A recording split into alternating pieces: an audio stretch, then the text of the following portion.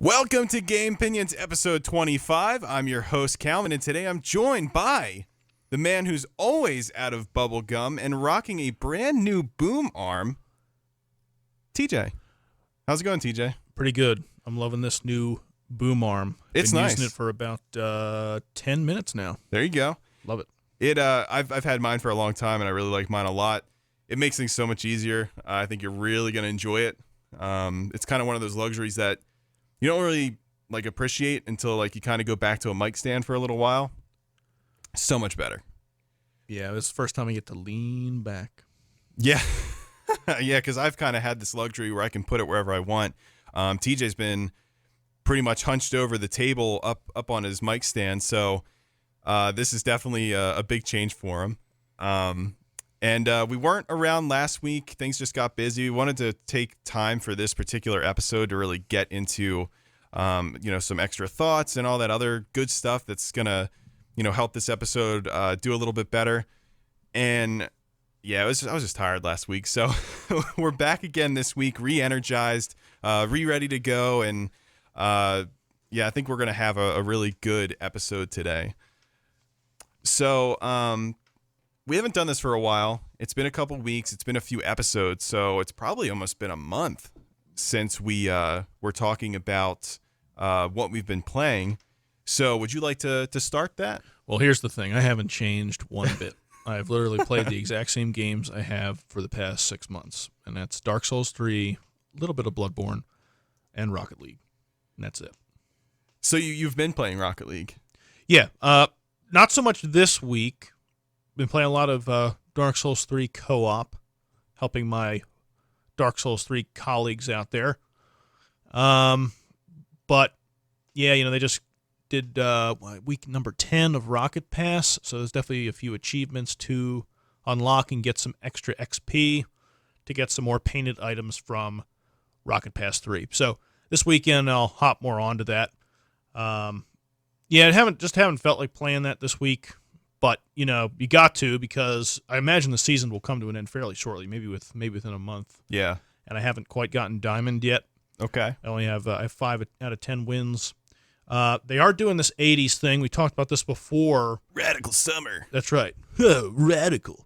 That's going on. You do get special items, which really aren't all that great, but They kind of suck. They do, but, it's stuff, and I want it. So they're thinking about this particular event. They've done special events in the past where you use that special in-game currency. In this case, it's cassettes to purchase, somewhat lame items, lamer than what you typically find in a crate.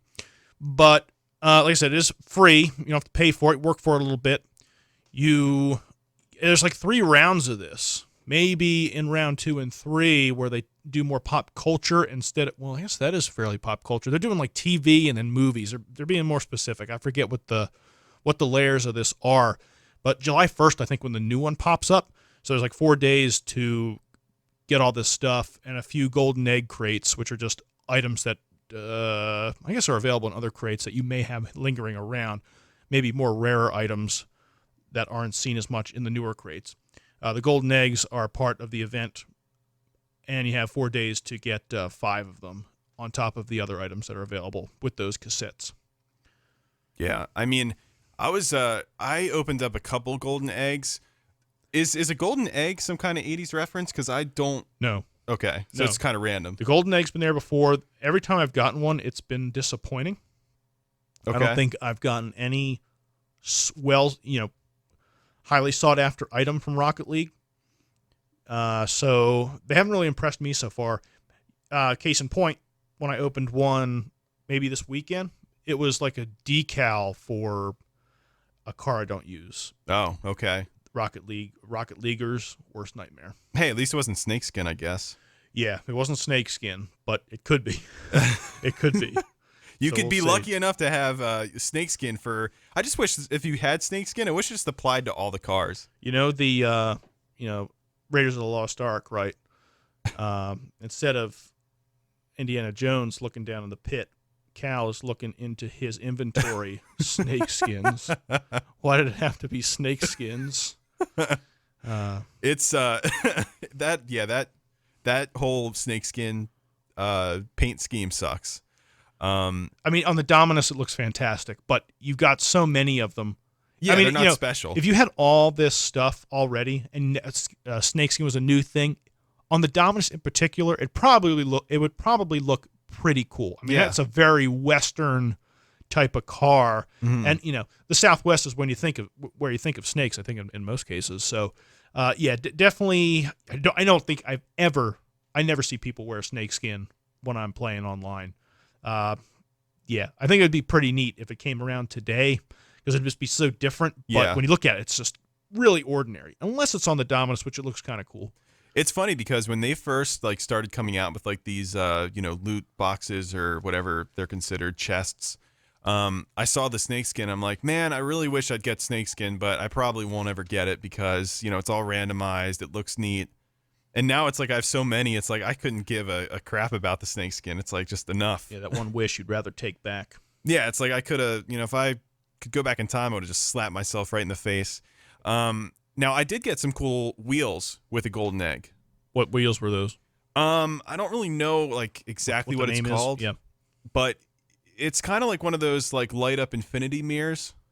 You know what I'm talking about? Okay, infinitum wheels, I think. Were they painted at all? Well, it's like the infinity mirrors, like you look in it and it looks like it goes on forever. Yeah. I think I know what you're talking about. It's like those, but it kind of matches I think my red and blue Phillies paint scheme. But it looks cool because it kind of gives off a 3D effect. Yeah, I didn't have those. Right, okay. I actually just got them the last time they did a double painted double XP weekend. Oh, okay. I think I got at least one painted version of those. Ooh. I think those were the sky blue ones, maybe. Ooh, that sounds good. And just the regular blue and orange ones, which I think that's what I have. I think that's what you may have. Yeah. So they look pretty cool. Have you dabbled in the Ghostbusters mode? I've not played that once. Okay. And I don't know. Probably try that when I finish up the diamond stuff. I usually just do casual 3s. Okay. All right. That's like the low pressure version of that game. Yeah. Yeah. I've been playing Rocket League too, actually. Quite a bit. My nightly gaming schedule has been play MLB. So once again, not much change for me either. And then I hop on to Rocket League after 2 games at MLB, and we play that until I can't stand it anymore, or I start, hitting the goal, hitting in. You start messing up. Yeah, I start hitting the ball into our own goal. Couldn't get that out. And then it's like, all right, I'm good. I'm done. Yeah. Or until I get banned, one or the other. Have you had any chat bans recently? Not recently. Maybe a couple of weeks ago. I didn't really think what I said was bad, but my Rocket League chats are borderline incriminating. So, oh my God, what I've been doing recently is just turning on, limiting the chat to team quick chat. Wow. And especially for doubles. Doubles is horrendously toxic. Yeah. And I'm not saying I haven't said some mean things. I really do regret doing that, but I'm trying to be better. And I think one of the ways I'm helping myself is turning off that limiting the chat to team quick chat. And it really does help a lot. They can't really say mean things to you either, so it keeps everyone kind of calm. I think that's where it really is more fun. Where you're playing good games, you're not being too crass. You and John, you're just goofy. Yeah. Some people are actually really mean spirited. Oh yeah. And that's not fun. No, that kind of ruins the fun. Right. So I avoid that at all costs, and especially in doubles. So team quick chat. I think that's a good strategy. Yeah. That might be something that I would be willing to try. I do like just messing around and being silly. So besides Rocket League, I actually did go back after all the excitement with Breath of the Wild 2 being announced. I went back and played Skyward Sword. No, I need to play that actually. I want to play that game. I feel like I'd have such a hard time going back to it just because how different things are now. I don't know. That was a Wii game, right? So it's like very, very late, that last generation on standard def. Yeah. Right? Yeah. Has like that pastel look to it. Yeah. If they made it HD, they did such a good job with Wind Waker. Oh yeah, but I would, phenomenal. we need to bring some motion controls back. Now I know a lot of people probably wouldn't like that, but it made the experience so unique. Yeah. Yes, there's no snow level, but I think about that time to time. I played Twilight Princess HD, Wind Waker HD, Skyward Sword. It's been gone for like 8 years. Yeah, it's been a while. And there's nothing on the Wii U for Skyward Sword, as far as I know. Mm-mm. And nothing on the Switch. I mean, we got to bring that back with some version of motion controls. Anything. I don't know how they would do it, but that's kind of like becoming like a black sheep. There's no way to play it. I mean, everything got remade, right? You got Ocarina of Time, Majora's Mask on the 3DS, and Twilight Princess on the Wii U. Of course, Wind Waker on the Wii U. Where is Skyward Sword? Yeah, I think the thing with Skyward Sword is it was one of the Wii Virtual. I don't think they called it Wii Virtual Console, but it did come back on the eShop on the Wii U. But you still needed your same Wii remote to play it. Okay. But you can play the physical disc in the Wii U. But not a lot of people out there really have the Wii U, and people that have the Wii probably haven't touched it in forever. It's one of those games that people who have the Wii U haven't touched it in forever. Yeah, probably not. And it really does need to see some form of comeback. Maybe with the next Switch that comes out, maybe they'll improve the motion controls on the Joy-Cons. Maybe that'd be awesome if they do that. But what you were saying, what did you wind up playing? Oh, I was playing Breath of the Wild Hero Mode, and the thing with Breath of the Wild when you first start off, it's kind of difficult because you're very limited in what you can do, in terms of like attacking. I mean, you can go wherever you want. I mean, if you want to go see Ganon first, you can. I mean, you can do it literally whatever you want. But in terms of attacking and in terms of how much power you have and the hearts and your resources, very minimal. And Master Mode is very unforgiving. And so far, like I've completed all like the beginning shrines, and I'm kind of making my way to the first village, and I'm trying to get a horse, which I did get, but then I got attacked by a guardian, and I'm basically in an auto-save situation where I'm at the edge of a cliff, the horse doesn't want to run, and I'm getting shot by laser beams, and it's an instant kill. So I'm kind of in a tough situation there, but it's just going back to that game, it just kind of reminds me how great it is and how much fun it is. And now Master Mode, it's like playing the game again for the very first time. Because of just the way you play it, it's a lot different. I've noticed that I'm running a lot more. Like I'm not engaging. If I see like a chest or something, and it's a pack of like enemies, I'll sneak in there. I'll try to run, grab the chest, and just try to get the heck out of there as quickly as I can. So all the enemies regenerate, which is really difficult when you have weapons that don't regenerate and they break, and you have just a limited amount. Your inventory space is very small because you don't have all the upgrades. It's a nightmare in some ways, but it's really fun. I'm kind of concerned how the bosses are going to be if they regenerate, because that's going to be very difficult. Bosses regenerating. I don't know if they do, because I haven't gotten to that point yet, but it's been very interesting. So there's 3 modes in Breath of the Wild. Is that right? I think there's only 2. I think there's normal mode, and then there's master mode, which is hard mode. Oh, I thought you said hero mode. Well, I guess that's what they used to. I guess some games have hero mode and others have master quest.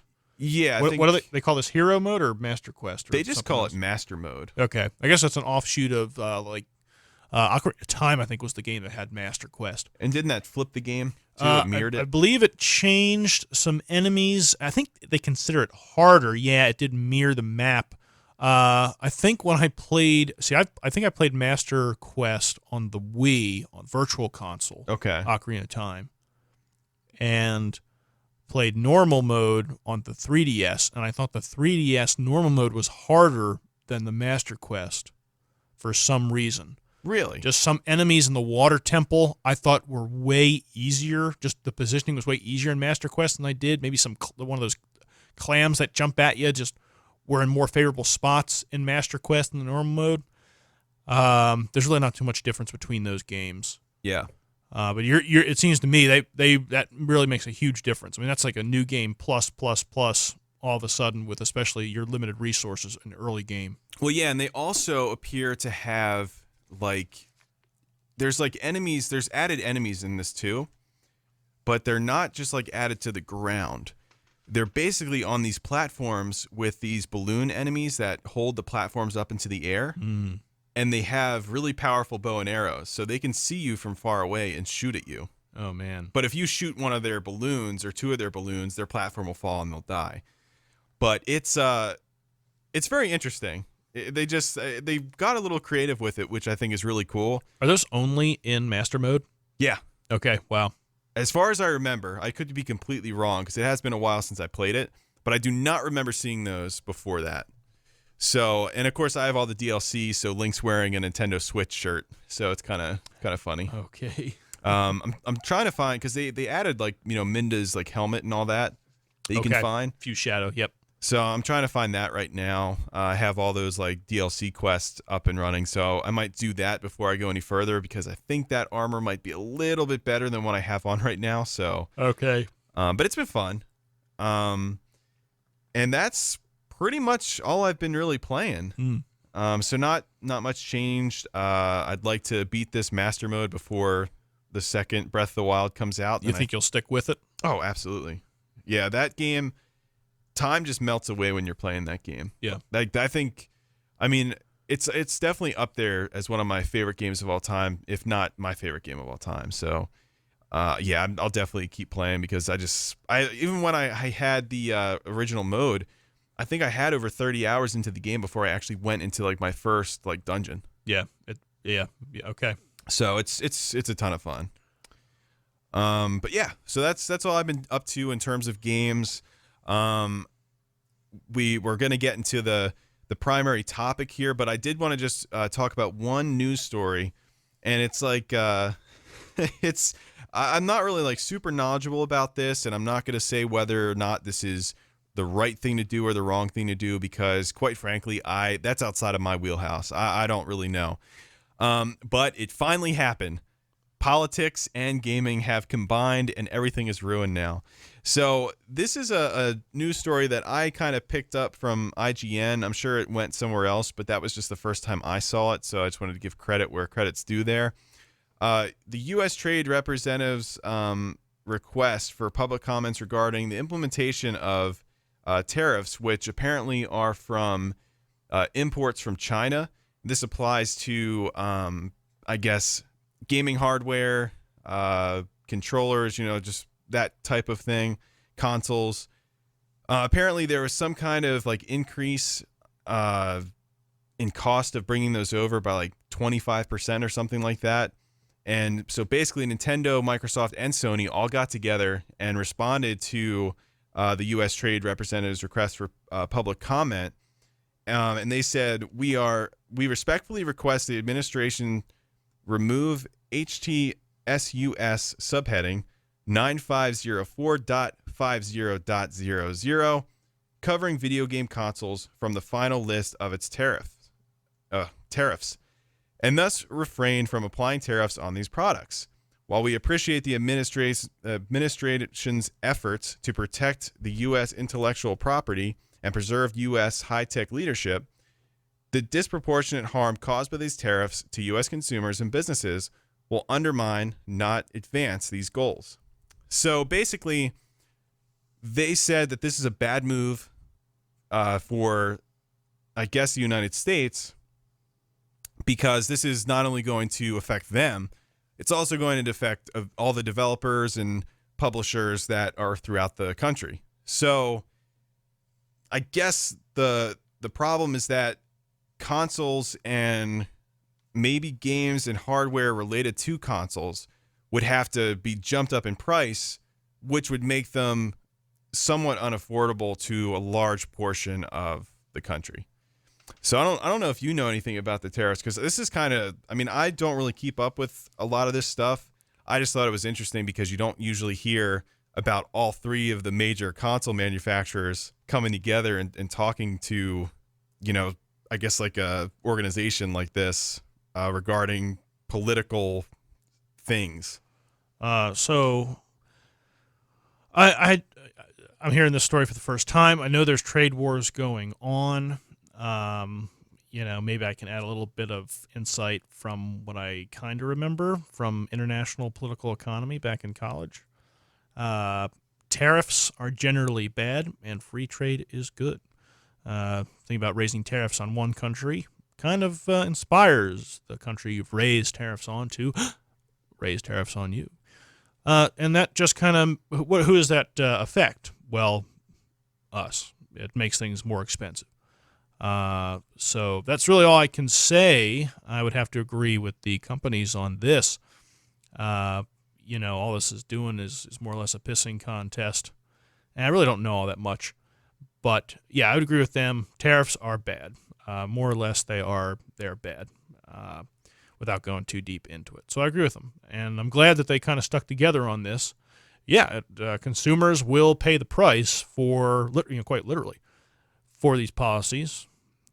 So, yeah, they shouldn't, while they're at it, if they heed the request of the video game companies, take everything else out of that tariff list, to put it simply, because it's just better for us.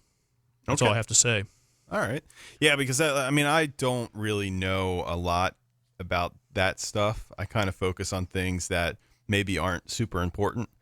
So when it comes to that, I just from an outside perspective, it didn't really look great to me.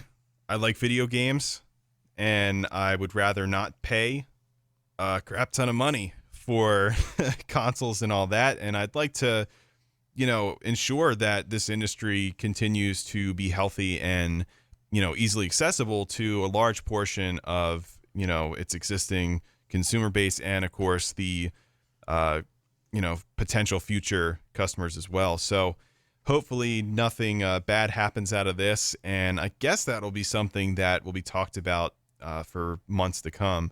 So I guess we'll just keep on keeping an eye out on that. So yeah, I thought that was interesting though. I usually don't really like getting into political things, but because this had such a heavy game spin on it, it affects it quite a bit. Yeah, so just kind of, if you want something to change, just kind of put your own words out there too. So we don't like it. That's the official Gamepinions opinion on that. So stop it. Very good. So this main topic we have today is it's a freaking big one. This is probably the most ambitious topic, and you don't know this, but this topic actually has a bit of a backstory to it. So back when Gamepinions was kind of first getting, in its little fetal stages, which it pretty much still is, but me and Kimberly talked about, eventually, because the intentions were to have me and her on the show at all times. And, things have happened, and I think, eventually one day we'll have a 3-member, setup, which would be ideal. Maybe 4 one day. That'd be amazing. But we were thinking who would be the third chair. And we pretty much both decided that it was going to be TJ. That was kind of our ambition. And if that wasn't going to work out, then we would go, I guess, a different direction. We'd bring John on. Yeah, we'd bring John on full time. Just record your audio, John. Send it our way. Just do the best you can. Just predict what we're going to say and just do it. That's right. And he probably would actually do pretty good at that. But yeah, so we had that in mind. And one of the topics, because for a long time I was doing episodes by myself, and I had plans to do episodes with various other people, trying to pick topics that I think would, be the most interesting with that person. So this episode was one that I thought of way long ago. And the person I thought best to do this with was TJ. Because, and this is just a hunch of mine, but I kind of feel like when it comes to game music, or gaming soundtracks, and this is, something that, something I was just like thinking about, I feel like you might appreciate game soundtracks a little bit more than most people that play games. That might be a wrong assessment, but what do you think about that? Well, first of all, I appreciate you thinking of me when you first came up with this topic. I don't want to brag or anything, but I agree. We'll get to, I think, talk about game reviewers in a little bit here, but for me,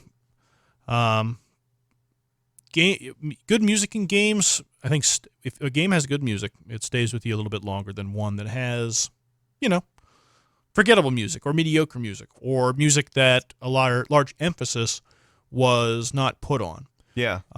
We can go into what other game reviewers talk about, Cal, if that's what we're going for here. But this topic, it's like, this is basically free form. We have a little bit of guidelines here, but wherever this thing goes, that's perfectly fine. Okay. So yeah, I do pay attention to music quite a lot. When music's really good, it could just be a boss. I mean, I would think a game has really good music, even if there's one song in there that I was just completely unexpected. Yeah. Like, where in the hell did this come from on a game that doesn't have really too much music to say anything about? So you had asked the question, Cal. Is game music overlooked by critics? I went to I don't know about you, but I do not look at game reviews. I don't really either. Like ever. The past what are the 4 games I played in a row or 5 games I played in a row? I got into Bloodborne thanks to Nate, and then pretty much Dark Souls 3 because it's just the From Software games, and Dark Souls, then Sekiro, then Dark Souls 2. I didn't look at the reviews for any of those games. I just knew that they were all of high quality a long time ago. So that was kind of set my sights for the year. I don't know when the last time I actually looked at a review. Oh, what are they saying? They get, Red Dead Redemption. Why did I get that? Everyone knew it was going to be good. I knew it was going to be good, so I bought it. I haven't played it yet, but so we buy. So yeah, I mean, I don't really look at reviews, but for this exercise, for this question, I wanted to dive in. It's like, yeah, what are people saying about music on these popular games? Yeah. So I had looked at. So I don't look at reviews, but I always check in what Donkey has to say. Yeah. What video game Donkey has to say. Always check in what he has to say. He's a very consistent voice, very entertaining. I love what he has to say about really anything video game wise. So I started off this little quest with looking up some of the things that he had to say, watched his videos, and just took a note of when he would talk about the music in this game. So I rewatched the Mario Odyssey review of Donkey's, God of War, Knack 2, Celeste, and Ocarina of Time. When he spoke about Mario Odyssey, he didn't mention music too much. He mentioned the ending sequence and how awesome it was, and it's pretty much it.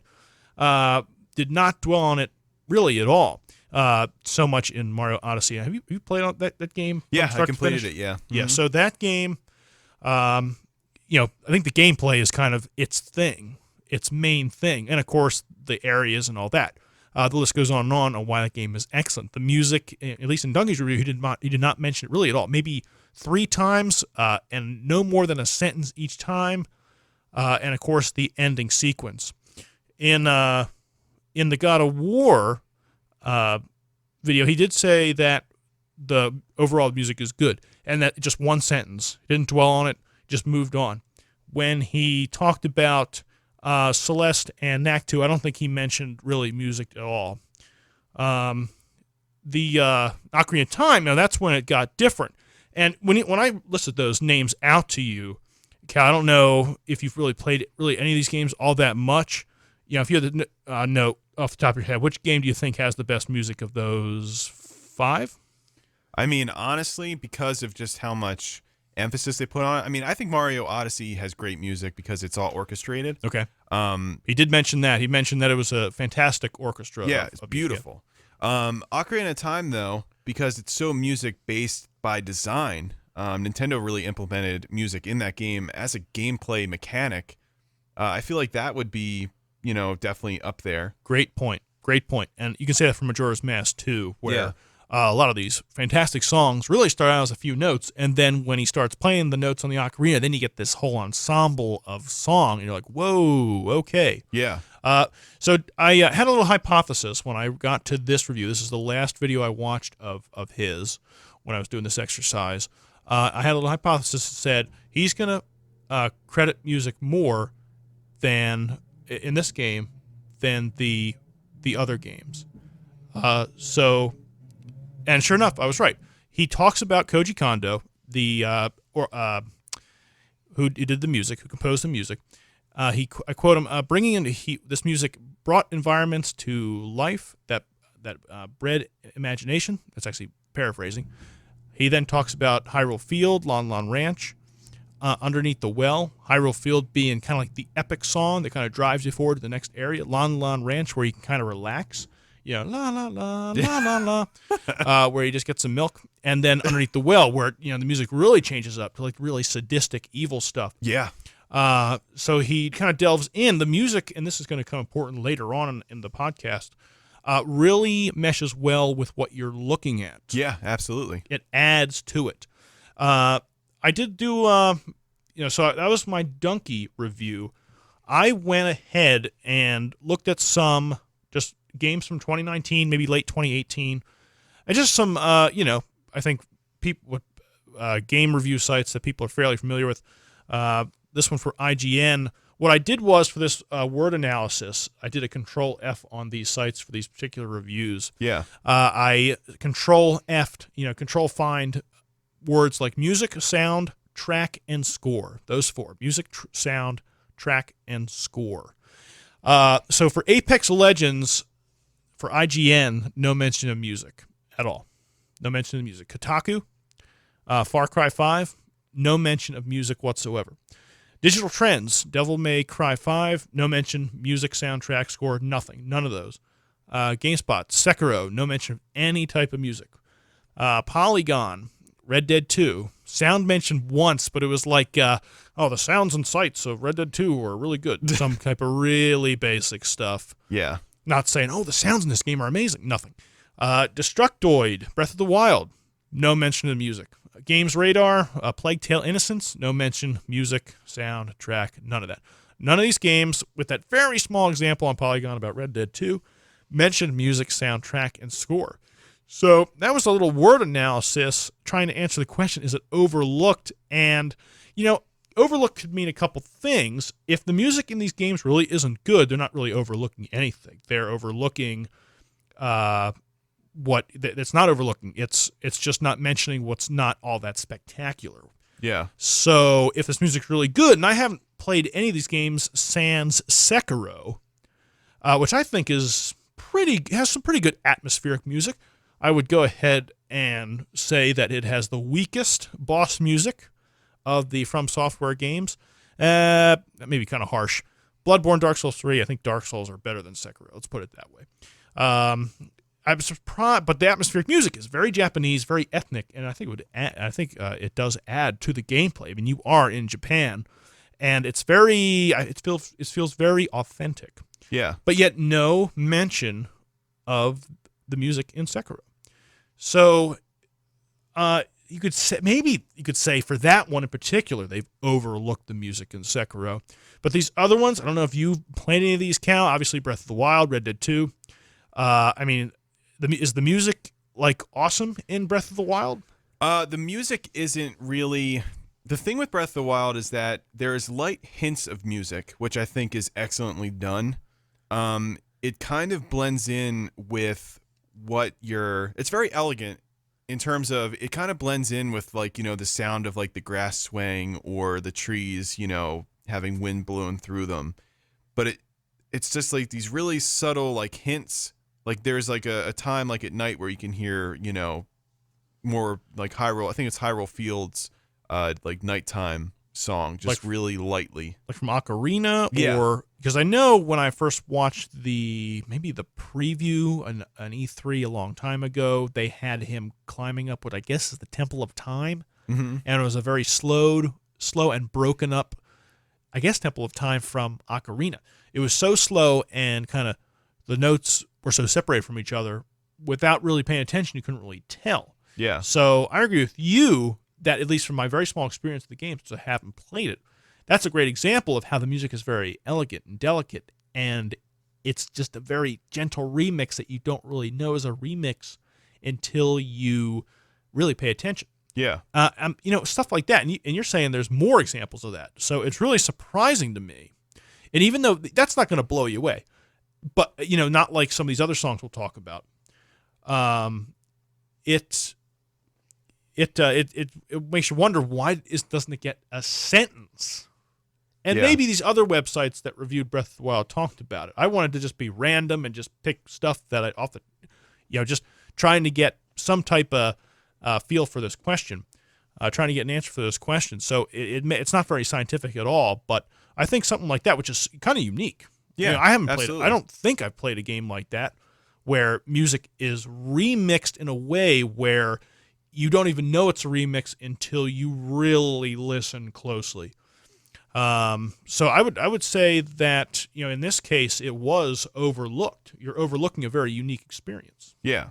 It's a crucial part of the game to me, because if you took that away, it loses a lot of like its immersion factor. See, I feel like with a lot of these games, I feel like it's very easy to take it for granted because it's not, a lot of these soundtracks are not slapping you in the face. You're thinking of the game, you're thinking of, the visuals, like in terms of graphics, but music and sound effects. I mean, I don't want to get too deep into, I guess, sound effects, but music and sound, that is, that's like your auditory, helping hand there. Like, that's what kind of keeps you engaged to, make those graphics really come to life. And I feel like when, you have games that have really good soundtracks, like similar to what you were saying earlier, it sticks with you. And it sticks with you beyond the TV screen or beyond your headphones.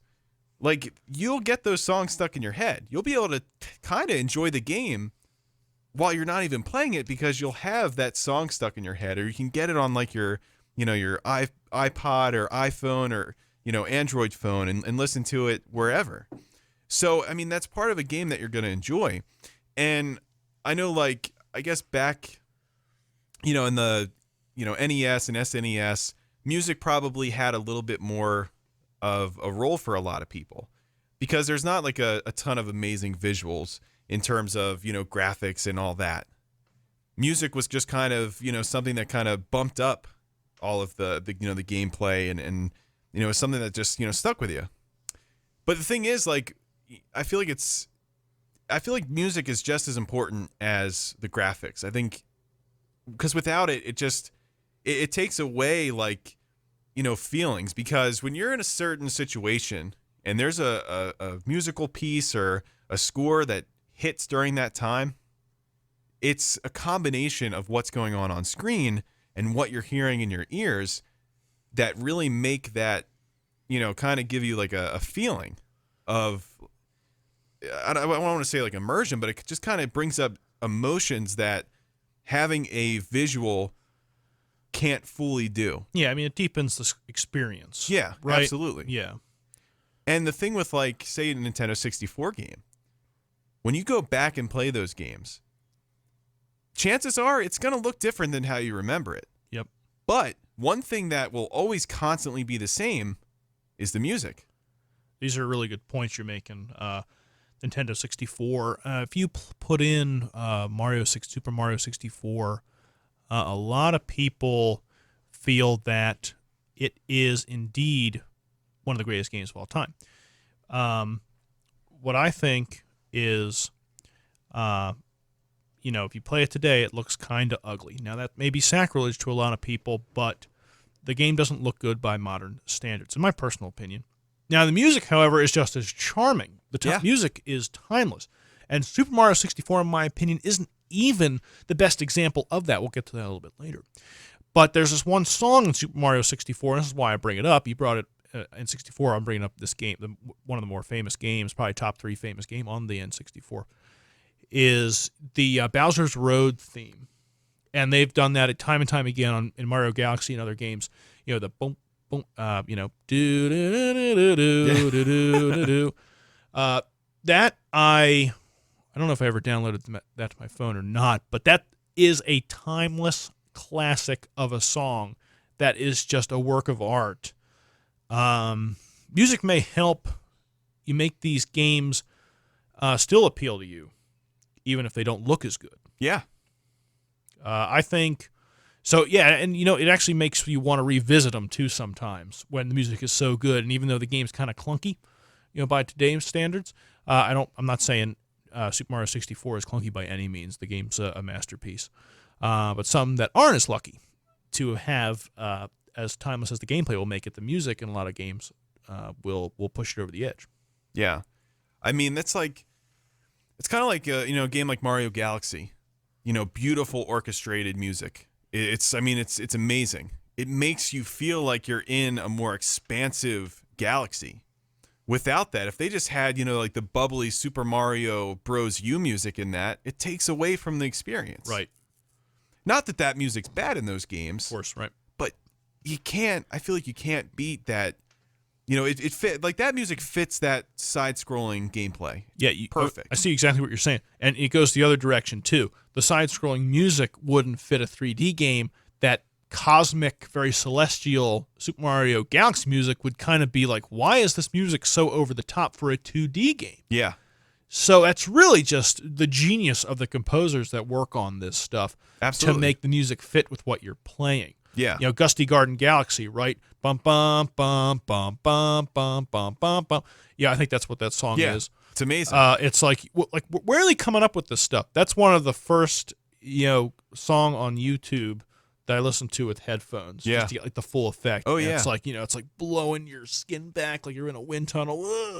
It's perfect. Yeah. So great point there. It just fits really. Certain music fits with certain styles of games. Yeah, and I feel like maybe games like Call of Duty music's not as important, right? Yeah. The sound's still important. It's technically not music, but without the sound effects, it's not going to be as good. But that's also a game that's not trying to tell a story. It's also a game that, I think even in the single player mode, maybe there's some musical scores in there, but it's more obviously action based, and I guess it varies between what kind of game you're playing to begin with. And I also know in terms of reviews, this is just kind of something I've heard from a few different game reviewers where they said they don't really go into frame rate unless it's an issue. And they don't really go into it unless, it's causing a problem with the gameplay. Otherwise, there's not really a reason to go over it and add it to your review because you're trying to make your review as condensed as possible. I feel like, though, when there's games that have amazing soundtracks, that's something you have to go over. As a critic, you have to go over that because, there's people working on it. That's an aspect of the game. That is just as important as the other, elements to a game, to gameplay. And I was going to add, I don't mean to interrupt you, Cal. No, it's all good. What I was going to add to that was music could be the hardest thing to make good in that game. Yeah. I'm not knocking the effort and the math and the coding that goes into developing the actual game. And the graphic design that makes the characters pop out. But composing some of these catchy tunes that are still being remembered 5, 10, 20, 25, 30 years later, that is, for any regular person to do that, you probably can't learn it. No. Or you could learn how to code and be a graphic designer, less so than coding, but probably more so than writing music and further good music. Yeah. So yeah, it really is kind of a I agree with you. You'd want to see more written about it if something's really good because that effort that went into it and that genius that went after it into it, it's hard to repeat. It's hard to find. Yeah. Now on the flip side, if the music is awful, one of the examples I have seen and one that sticks out to me, Yoshi's New Island. It's like a awful kazoo mess. Really. And it's just, Yoshi's Island always had kind of a weird, it has like a weird style, but you can tell when you listen to it, this is Yoshi's Island. Like that's what it is. Yeah, it has a style all its own. Yep. Yeah. This one, first of all, the gameplay wasn't great in it, but it just kind of shows you that when a game's not great and the music sucks, and it sucks. Like, you listen to a soundtrack, it sucks. It might fit the game, but it's going to drag the game down. However, you look at a game like Shovel Knight, which has amazing gameplay, great level design, all of that, great physics, all that. And you have those soundtracks, those beautiful chiptune style music tracks, that elevates that game, I think, to a different tier than what it normally would have been. That's one of those games where it's better. The music is like almost, this may sound really harsh. I've tried to listen to Shovel Knight music, like even maybe like 2 weeks ago. Yeah. Just on YouTube, just to say, hey, I remember this song. it's like almost impossible for me to last like 15 seconds to it because there's just so much music in that music. Yeah. It's like all the freak over the place. I'm not saying it's not catchy. Yeah. Not saying it's not good, but it like wears you down. But you know, to your point, when you're playing the game, it really gives you a feeling of intensity. Yeah. Ooh, you know, I want to keep doing this to listen more of the sound. Some of those songs too last longer than a minute loops, which is really, really hard to pull off too. So Yeah. Yoshi's the other Yoshi game. When it's all yarn, Woolly World. Yeah, some of that music is just like the most ordinary kind of cutesy type of, just kind of. It wasn't. It definitely still fits the atmosphere. It's just like a yarn Yoshi. Expect it to be kind of cute. You got a yarn Yoshi running your device there. Yeah. And you know, when I think of the music, I wasn't a big fan of it at all, but it was still something that I'm like, yeah, it fits though. Yeah. It fits. This music fits. It's funny you mentioned that. The original Yoshi's Island has that look to it. Yeah. Right? That look, like the characters are really soft. They're not like harshly defined in the space they're in. And the music's kind of like really relaxed and bump, bump, bump, bump, bump, bump. Has some high pitches here and there. Yeah. It's really kind of fun music. Yeah, it is. And it's like light music, and like the design is kind of light and goofy. Like you have bosses that are just like balloon things, right? Like and the Raven, that's just like a Raven ball that runs around the planet. So yeah, a lot of round, happy tones, kind of goofy bosses. They don't look menacing at all. It all kind of fits, even though it's not my favorite. Not my favorite music.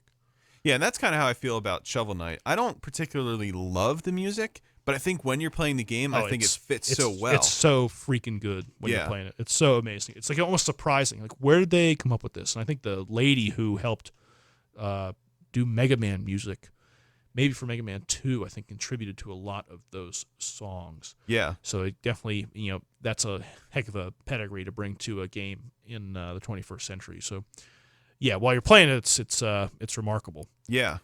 And I think that one of the biggest concerns I had for this episode was that this music, there's not really like a linear or like a, omni like reason or implementation of like the type of music, because all of the different like soundtracks are very different in terms of what their purpose is. So you have some that are meant to build suspense. You have some that are meant to make you sad. Some that are meant to make you happy. But some of them are implemented in story-based things. But then other ones are meant to just be, I guess, really catchy and fit the world that it's in. Like I think of like the new Super Mario games. I think of even the Sonic music. It's like it's not really meant to make you feel something, but when you stop playing the game, you think of the music and it fits really well with the environment, really catchy. And it's just like kind of, I don't know, it's difficult to kind of, I guess, judge, which music is, I guess, best, because they all just are kind of serving their own different purposes. And that was just kind of one of the things I was thinking about when making this, because this is kind of a big topic. I mean, there's so many different ways that you can take this. Well, there's a lot of games with a lot of good music. Yeah, too, right. Yeah, and they all are. A lot of them are very different. In Nintendo's regard, they seem to put or invest heavy resources into their bigger games with the music. Think of Metroid, Zelda. The 3D Mario games. Probably even Star Fox. It's like they seem to invest a lot of time, and heck, they even had like the Zelda orchestrations throughout the country for the last probably 10 years or so since Skyward Sword came out. So it's just, I don't know, it's different to see, I guess, the different approaches that certain companies have, but it's just, I don't know, it's kind of hard to wrap your head around just because of how vague and how broad, I guess, this topic could be when you're thinking about it.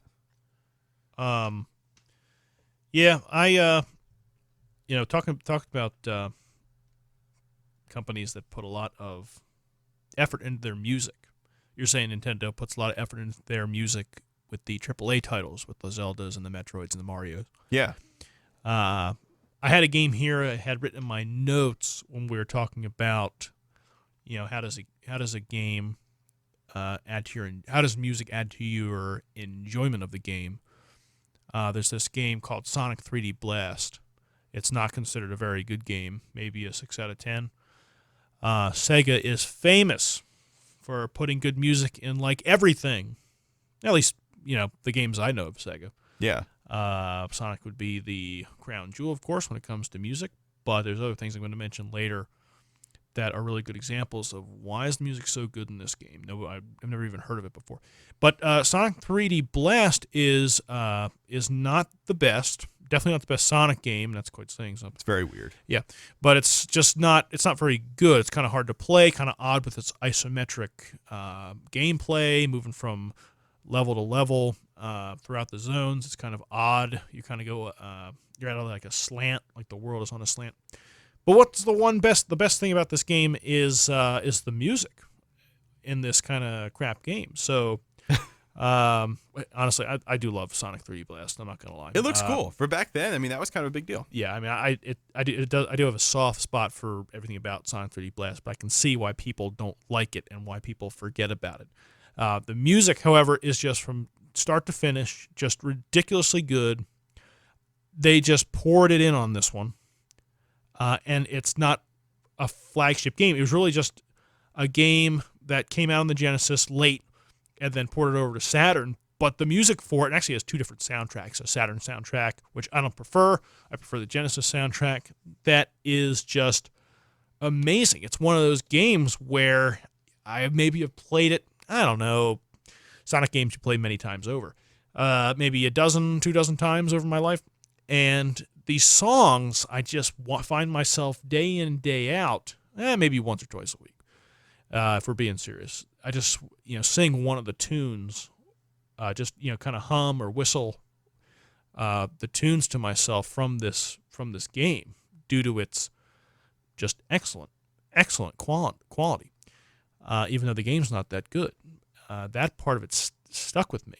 It's a game that even though it wasn't something meant to be, they probably had a lot of hope for it, and maybe the music does point it in that direction, or at least tried to.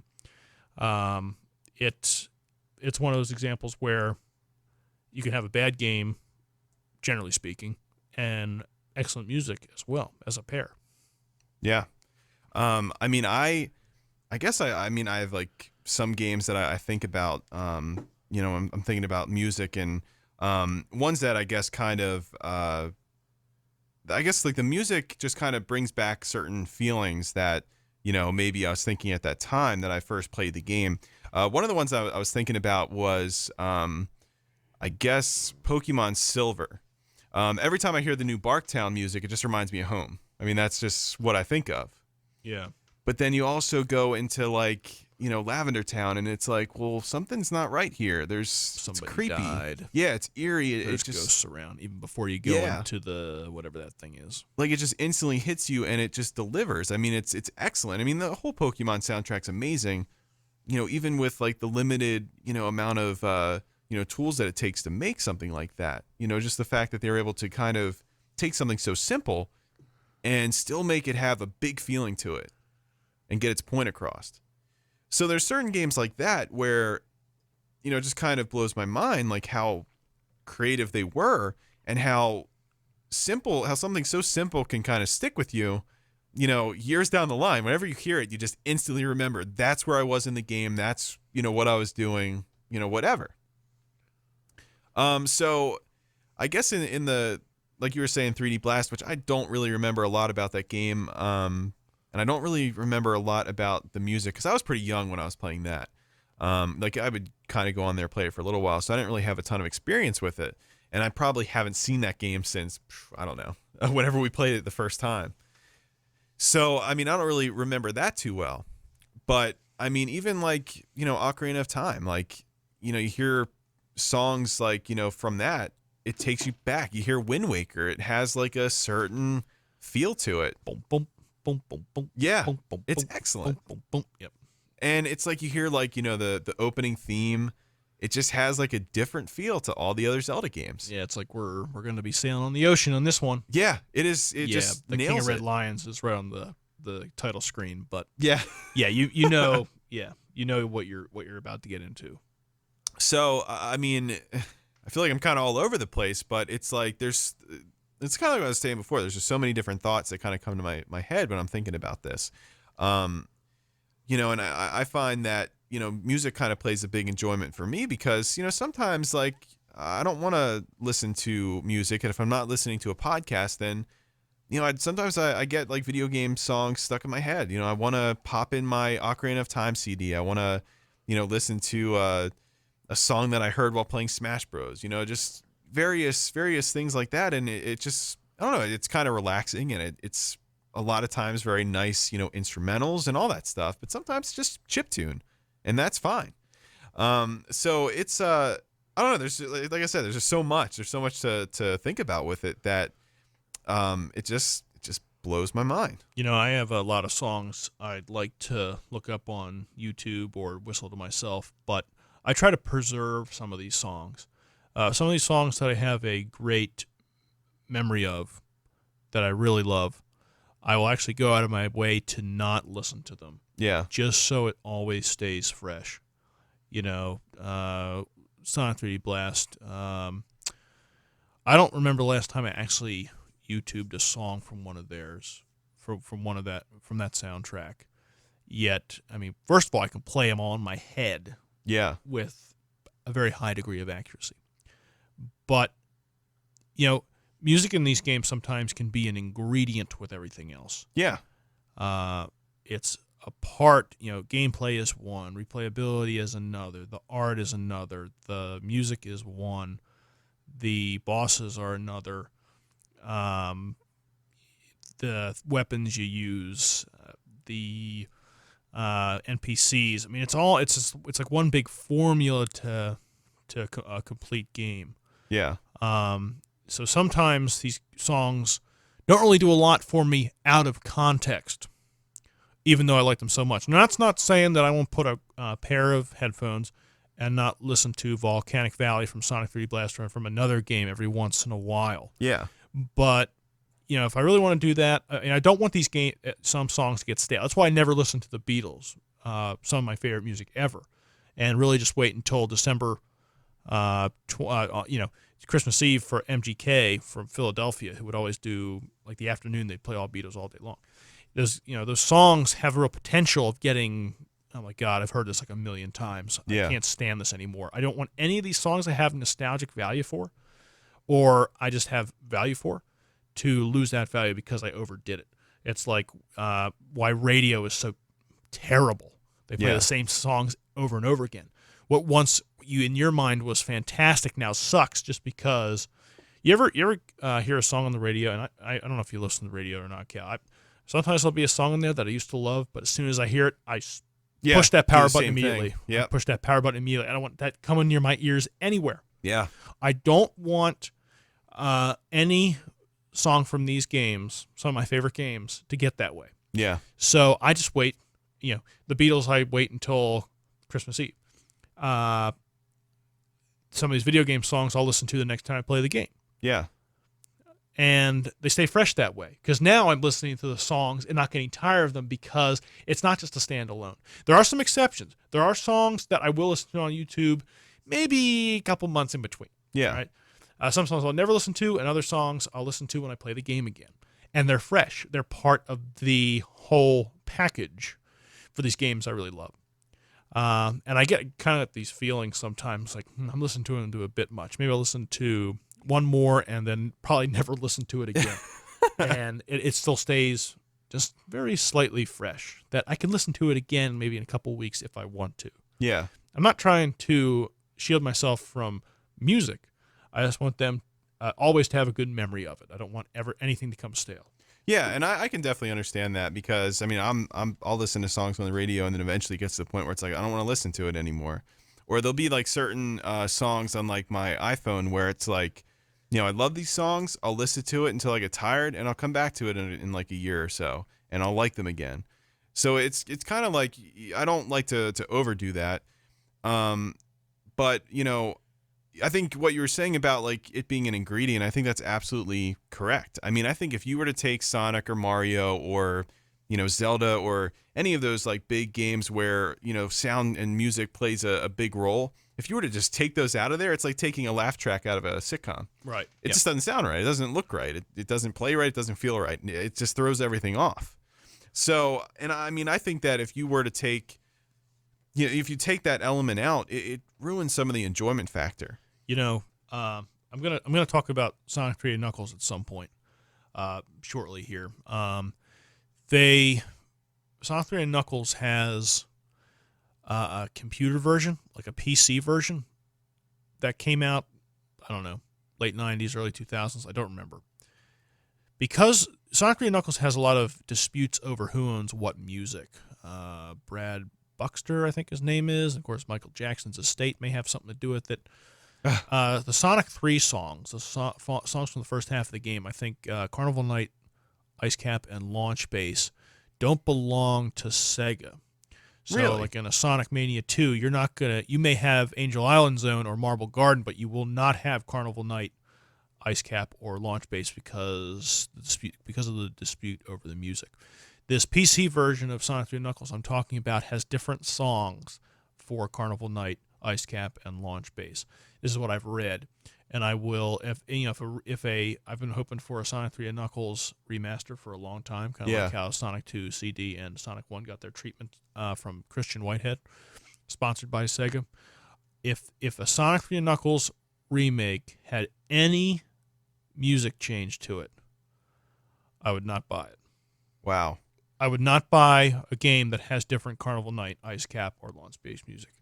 Hey, but there's actually a game called Sonic 3 Complete, which is a ROM hack. It's a game where you get a lot more options as to what music you listen to. Sonic 3 has different music, like for Invincibility, 1-Up, than Sonic and Knuckles does. When you plug in Sonic and Knuckles by itself, it has its own 1-Up, Invincibility, Supersonic, blah, blah, blah. Yeah. When you plug in the Sonic 3 cartridge with Sonic and Knuckles, you get the Sonic and Knuckles sound front. All those games from when Sonic 3 is plugged into the Genesis are gone. It's all Sonic and Knuckles. Even the end credits are all Sonic and Knuckles music. In Sonic 3 Complete, you can actually choose to, I think, make the Sonic and Knuckles sound front be there, the Sonic 3 Knuckles be there, and this is the whole game, the whole series of levels. You can make things sound Sonic 3, the entire Sonic 3 and Knuckles game, which is... See, I played Sonic and Knuckles before Sonic 3. It was backwards. Sonic 3 came out before Sonic and Knuckles. So I prefer the Sonic and Knuckles stuff, but I think the majority of people who play Sonic 3 and Knuckles prefer the Sonic 3 sound front. So the Sonic 3 Complete, they added the Sonic 3 sound front that could be played through the entire game. Now, that's amazing that there's something out there that you can choose that option. Now, I would get something like that where I can choose what song plays. I'd probably do the classic, how it came in the box when Sonic and Knuckles came out, plug the controls in there, and the whole thing is Sonic and Knuckles. That's my preferred way to play. I'm sure that Sonic 3 Complete way, where you can have a lot more options, is just as good. And I'll probably play that and just kind of experience that at some point. But I like the classic way the best, because it's all I've ever done. Yeah. I would not want to play a game where the music was changed. Yeah. That game's music is the game. Yeah, it's part of it. Yeah. I would not want to play a game that had music altered at all. And I've listened to, on YouTube, I think, the altered versions of Carnival Night, Ice Cap, and Launch Base. And I'm like, what in the hell is this? Yeah. It's horrendous. Well, compared to the old songs. Yeah. So if that ever happens, it just goes back. I mean, music, I wouldn't get it. I would avoid it like the plague. It has to be the whole package. The music is part of the package. Yeah, I mean, that's like taking Sonic out and putting, your own original character, Blonic, in there. Yeah. It just doesn't work. That's right. And Carnival Night that's actually what I think might be thinking about Casino Night. Is that Casino Night's music, I think, is more popular than Carnival Night. I disagree, just because Sonic 3 and Knuckles is my favorite game of all time. Pretty much everything in that game is better than anything else I've ever played. Now, I think that I'm very biased towards Sonic 3 and Knuckles, even though I've played Sonic 2 more than most people. Yeah. Casino Night is generally liked more than Carnival Night, I think, just based on what I've read on the internet. So Casino Night, bum bum bum bum bum bum bum bum bum bum bum bum. Oh yeah. I like that one. Where a Carnival Night is bum bum bum bum bum. Oh, I like that one too, though. Bum bum bum bum bum. The Carnival Night music is so unique. It's like I love that people hate it because it's just so carnival-y. That's right. And the Zone 2 music is very good too, but it's so aggressive. It's like they had so much fun with it. It's amazing. I like that, It's amazing. actually. And that's why I wouldn't play a game where that music's not there. Yeah, that Ice ruins Cap. it. Yeah, I mean Ice Cap being the most famous of all Sonic 3 songs, I think that's really debatable because the whole soundtrack is better. I'd say I talk about Sonic 3 later, and I think it will add a few things. So I did dwell on it because it's so important to me. Ice Cap being so popular, how can you imagine? How can this complete game, be the game without Ice Cap? Launch Base, I think I actually like Carnival Night and Launch Base a little bit better than Ice Cap, just because Ice Cap is so overdone. It's amazing, and it's definitely different than the other songs because it's so ethereal, atmospheric. It's very simple too. It's amazing, but I would be right there with the Ice Cap people. First and foremost, if that's not in the game, not playing the game. Yeah. I mean, I guess we're kind of talking about that's like kind of your favorite soundtrack in a game, right? Yeah, pretty much. Okay, so I guess I have like a few different songs from different games that I like a lot. Okay. One that stands out to me, of course, would be Earthbound, which I don't think it's a really stellar track, but I think how they made it sound, and like in terms of like it's not like super catchy. Like the music in Earthbound is not like the most catchy soundtrack, but the way they make it sound and the way they implemented like sound effects to the music, it makes this little sprite-based game feel completely weird and completely crazy. And I mean, they nailed that like incredibly well. So it's like I wouldn't play Earthbound songs on on my iPhone or listen to it in the car or anything like that. But while playing, it manages to achieve a level of immersion that I feel like you would only really be able to get in most instances like from like a 3D game at this point. So I think that's really, really cool. That stands out to me. Obviously, all the Ocarina of Time songs are great. You mentioned when you go into the well. Yeah. Like that whole sequence, and I don't think it's a scary game at all, but that sequence with the music is creepy. It has when I played Ocarina of Time for the first time, I'm like, wait a minute. When I got to that part, when I got to like the Shadow Temple and underneath the well, I'm like, whoa, I thought this was a kid's game. Yeah. And you get this creepy ass music with these creepy ass visuals and this creepy ass level. You're like, whoa, okay, there's a bit more to this game than I originally thought. I mean, there's freaking like bones in like the walls and stuff. Oh yeah. I'm trying to remember what exactly that looks like, but it's like a freaking slaughterhouse. Yeah. And the music adds to like, this is not what I imagine this game.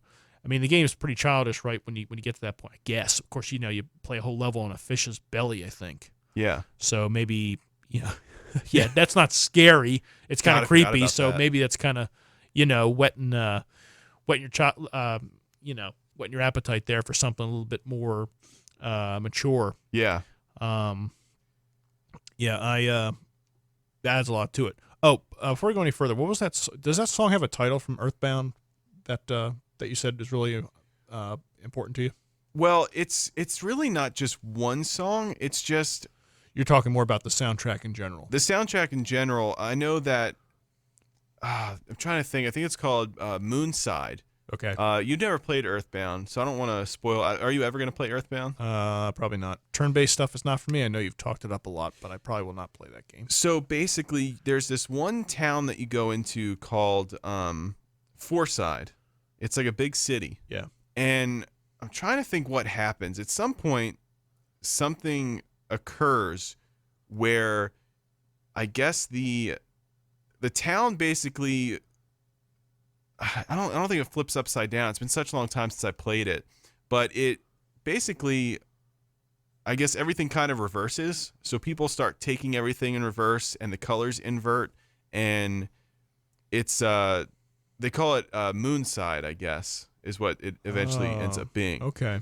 And just like the sound effects and how the game plays, they have like I guess like when he's like in like a hotel or whatever, they have like hints of like Beatles music, like Okay. Good Morning, that Oh, wow. has Yep. like hints of that. It has a Yellow Submarine reference in there. Okay. A lot of pop culture things that kind of gave it a hard time re-releasing again because they had to do things to kind of censor that thing.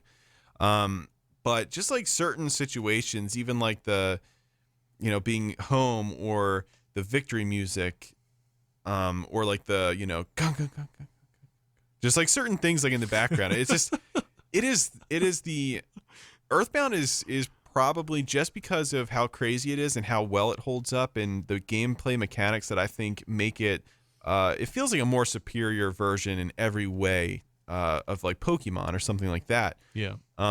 Where it's possible to you can see all of your encounters, and it's possible to actually strategize beyond just being in turn base. If you catch an enemy that's turned, you get the first attack. If you're stronger, you'll just kill the enemy. It's dead. You don't have to go into a battle sequence. Okay. So, and I don't want to get too much into Earthbound, but just the sound that it's able to, it's just like every town has like a very unique sound to it. Like, the beach sounds like, like an 80s like beach movie.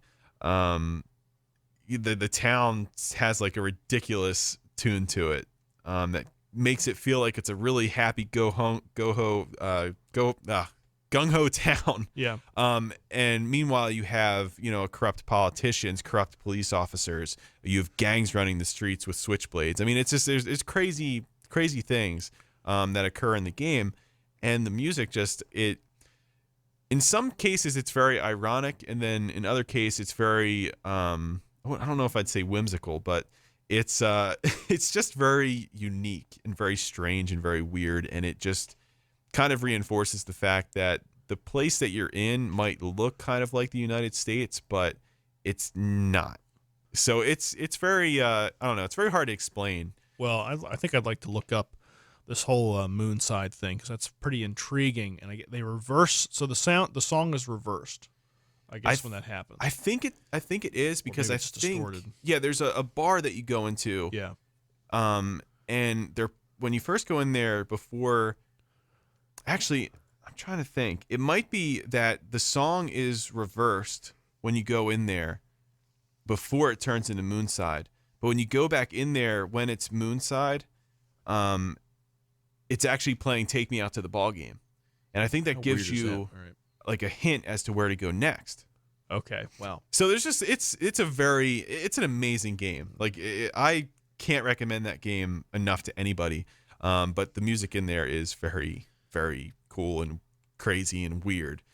Another game that sticks out to me, one that is not really popular among the Legend of Zelda games, and one that you don't really hear about too often, is Phantom Hourglass. And the ending sequence in that, I can't even remember the song that well, which is kind of ironic because I'm talking about how important music is. I think I vaguely remember it, but I just remember when that song came on, it really, I don't know, it just felt like when that song came on, it's like you accomplished something, you beat the game, everything's fine now, and it just made me feel really good. Yeah. So Kind of cathartic in a way. yeah. Yeah. So it was really good. That sticks out to me a lot. I told you the Pokemon stuff, that really sticks out to me. Yeah. Really anything Legend of Zelda is great. I think in Twilight Princess, the music when you go into like the shadow areas, like when like the darkness is kind of taking over, you have to find like the orbs. Yeah. It kind of, especially the moment that sticks out to me, in combination with the music, is when you are in, I guess, Kariko Village. Is that right? Carico? When you're inside like that basement and you see everyone huddled together, Yeah. and they're scared, they don't know what's With that going music on. playing. Yeah, Which is kind of very creepy music. But at the time, because I think that was both our first Zelda game, right? Yeah. Or did you play Phantom Hourglass I first? played Twilight Princess first. Okay, same with me. Yeah, the music when they be in the world of Twilight, the world of Twilight in the world of light, when the Twilight takes over. Yeah. I remember that too. I remember that scene where the song's playing and they're like, they're not ghosts, but you're in that Twilight area. Yeah. And they're in the world of light. They don't realize there's twilight. So Yeah. they look weird. They look like ghosts. They have the appearance of ghosts. They're bright. Yeah, they're in like a parallel universe. Yeah, that's right. In a very kind of dark, what Link sees is a very dark area. Yeah. And they're all kind of huddled and they're scared and all that. It was one of it's like, oh man, there's like some serious shit going down here. Yeah. And like listen to that music, it was just confirmed what you were thinking. Yeah, it's like they're in it's almost like a hopeless situation because like who's going to fix this? Why is this happening? Like what's going on? Yeah. So I just thought that that moment just always sticks out to me. Even like entering into, the realm of Twilight or whatever, hearing the music in there, it's just, I don't know, there's something about it that just kind of brings you into that world a little bit. For its time, yeah. I don't know if Zelda's all that Twilight Princess is all that memorable for people who had started out with Ocarina or even earlier, Link to the Past, or even earlier, Zelda 1, and played all of them before Twilight Princess came out.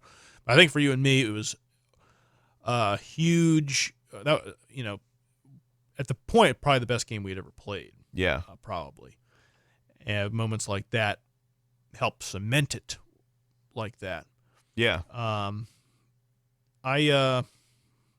It's funny that you say that's memorable because I remember that the first time encountering that too. Seeing people actually scared in a video game. We had just played goofy games up until that point. Oh yeah, so it was like there's real consequences, some real crap going down. Yeah, and it was affecting people's lives, monsters in the streets, and people had no idea what was going on. They're just completely unfamiliar with it. Yeah, adds a lot. There's a couple good. Adds a lot to the game. There's a couple good songs in that game that came from other places, but I always like the. It's kind of a small moment when the Yeti, like kind of walks up to that mirror. It's that creepy like ding ding ding ding ding ding ding ding ding ding ding ding ding. Pretty mirror, something like that. Oh, and yeah, it turns yeah. around. She looks at you and she's got like crazy eyes and stuff. That little build up, that little bing, bing, bing, bing, bing, bing, bing, bing. I will sing that to myself sometimes. Yeah. Throughout, when I'm at work or whatever, for whatever reason, I just like the little build up and it gets kind of more creepy until she spins her face around 180 degrees. Yeah. Yeah, that was really interesting too. That's after all the Twilight goes away. Yeah. You wipe that away. But that moment though is possible because of the music. It is. It's just like something creepy is about to happen, Yeah. but it's like fun at the same time. Yeah. Yeah. Good memories. That and music helped out. It's awesome. Stuff like that, and that's going back to the first topic. Is it important for this to be kind of reviewed and this to be talked about?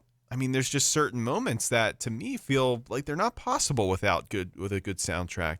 And to me, if you're a critic, everyone's going to pick out their favorite parts about a game. Everyone's going to emphasize certain things that really stood out to them. But I just feel like this is part of a lot of games, like part of their DNA, their structure. Without that music in it, there's things that the game misses out on. I think most modern games, we're talking about games that have all-time classic tracks.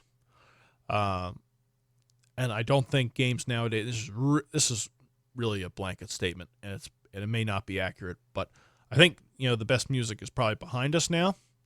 There's some things that really surprise me sometimes. People are trying to make games look the best and play the most, increase the enjoyment of the game being played. And, I can see these people not mentioning it that much because the music really isn't a mainstay, and really not part of the whole thing. Not a big part of the whole thing like some of these older games, which are more or less all-time classics. Yeah. Ocarina, all-time classic. Link to the Past, all-time classic. In my opinion, Sonic 3 and Knuckles, all-time classic, with all-time classic music. It would be part of any reviewer's thing back then, even though I didn't research any of old reviews, but I imagine that plays a big part in that. Yeah, and I think that's kind of a shame. Like, part of the reason why I think it's important to rate these games on their music, it's to hold people accountable for, for what they're putting into their game. Like, if you have Nintendo over here that, clearly puts a lot of emphasis on their music, maybe Breath of the Wild, it wasn't in a direct way, like, say, Wind Waker, Skyward Sword, Spirit Tracks, Ocarina, or Majora's Mask. Maybe not in a extremely direct way, but I think that it's important for companies to still look into doing something like that and trying to put everything they can possibly put into the games, because I just think that there's just certain games, and maybe this is more of the older games, like you were saying, like there's certain games that with Punch-Out, when I think of Punch-Out, I think of Punch-Out music. When I think of, the original Mario games, you think of the original Mario music. Castlevania has a great soundtrack. It does, yeah. Ninja Gaiden has a great soundtrack.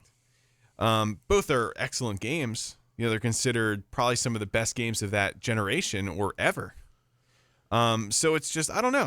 It's just kind of a thought of, games moving on without having strong, musical presence just kind of saddens me a little bit. Like, even like games like Elder Scrolls, Witcher 3. I mean, there's certain, songs that kind of put you into that. It just puts you into like your environment that you're playing in and exploring in. And, to see these bigger action games like, like the Battle Royale games and, first person shooters in general. Halo's probably the only exception. Halo has some pretty great tracks as well. That's something that Microsoft and Bungie at the time put a lot of emphasis on. So I'm sure 343 Studios is doing that too. But it's, I don't know, just a world where that isn't important anymore to me just kind of seems a little, I don't know, it just seems a little crappy to me. Maybe some of these games, a lot of these games, when they came to consoles back in the 80s and 90s, were meant to be played and over again for you to get better, find more things, etc. Maybe some of these AAA titles that you put 40, 50, 60 hours into one single playthrough. I think guaranteeing good music probably guaranteed some of these games to be played again in the early 90s and late 80s. Yeah. And some of this music is more ethereal. It's more ambient. Just kind of keep you. It's probably not just. It's probably a reason for it. I mean, it's not one of those factors that make you play. It's not one of those factors that is going to make you want to play from start to finish again, because how many people replay games? How often do they replay games where the playthrough takes 40 hours? So, music where you had a very kind of short games, I would say a lot of these games on the Super Nintendo, Genesis, and even earlier consoles were fairly short, that you would play over and over again, and music had to be really good so you wouldn't hate the game by the time you played through it 5 times. You don't have to deal with that same struggle now because single playthroughs are a lot bigger. Yeah. So maybe a science to it too, and just naturally, we know the music's there just to be kind of a placeholder. And I'm not saying some of these games have bad music nowadays. I mean, obviously Skyrim has some crazy crap in there. Whatever those song titles are, Dragonborn, blah blah blah. Yeah. But their songs aren't supposed to be catchier in that loop or whatever, because you're not really playing the game in a loop. You're playing one big thing. So you're not going to listen to it, I think, as much because it's just more environmental music than an actual jam. Yeah. Yeah, I see what you mean. And it's kind of like what we were talking about before, where, each game is different in terms of what is necessary to make the game, to kind of make it work with, its environments and music and all that, and how it coordinates with each other, to kind of create the final product. One thing that also sticks out to me, you mentioned Elder Scrolls. I think a lot about Fallout, and Fallout in a way is kind of like a 1930s Grand Theft Auto in terms of like the music that it has on there. You have like the ink spots, Mr. Sandman's on there, just music that you don't typically hear, that they kind of brought back in a way that kind of makes it feel like you're in this weird alternate era. And it just, I don't know, fits really well. You're killing enemies, listening to just like this crazy, extremely old sounding music, but it just fits really well and it's awesome. So I guess like, and also things like Breath of the Wild, where it's not really, I guess, a lot of music that is being, played over and over again. It's just kind of subtle hints and, little, jingles here and there, and, the wind's blowing and the certain sound effects the game has. It just, it fits, the situation that you're in. So it's, I guess like many different games are going to have different solutions to that portion of the game. I guess like the thing I just think about is that I feel like there is a lot of games that still have good soundtracks. Like I'm sure, like the newer Assassin's Creed games have great soundtracks. I'm sure, a lot of those things, so there a lot of the games that come out, I'm sure they still have a pretty strong, sound scores, or, whatever you want to call them. But I feel like that you're so distracted by everything else that maybe that's just not what stands out to you. It's almost like it's good, but you kind of just take it for granted because it's just there in a way. I want to talk about music that you kind of aren't paying attention to, but from a different angle. I wrote a note here about, some of the hardest bosses in Bloodborne and Dark Souls 3 have the best music in the game. Yeah. Sometimes the music is really, these hard bosses are really good, but what happens? You're focused on winning the fight and kind of don't remember what the music sounded like by the time you win. I'm like, wait a minute, what was that song that was playing? It sounded like it was okay, but I really wasn't paying attention. And in cases, Lawrence in Bloodborne, go back and play YouTube. I'm like, when did this happen? I played Lawrence and died to him about 15 times in New Game +1, something like that. I haven't remember the song at all being played. Sure enough, it's there, but for whatever reason, that part of the game, it's like the song's not loud enough, and that fight is really intense, especially in co-op. So this that's when you go back, and that winds up being the best song, maybe in Soulsborne, the Lawrence theme. Just really, really high peaks, low valleys, just a lot of build up, a lot of payoff. But you don't realize you're listening to it or how good. In this case, the music is really, really good. Really well, really designed for this fight and the story behind why this fight is happening. And you're not really given any notice because you're too busy playing the game. Yeah. This is kind of similar in Dark Souls 3 when you play Midir. Although that is way louder and it's easier to pay attention to, but you don't notice the subtleties until you put a pair of headphones on and listen to all those details the next time. When you're on YouTube for the first time, listen to it by itself. It may be frustrating for they should really do something to Bloodborne to make that Lawrence music louder so you can actually pay attention to it. Because it really does add a lot, but it's kind of takes a back seat to the fight.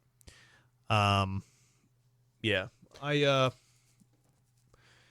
that case, it's kind of different than having music be a placeholder.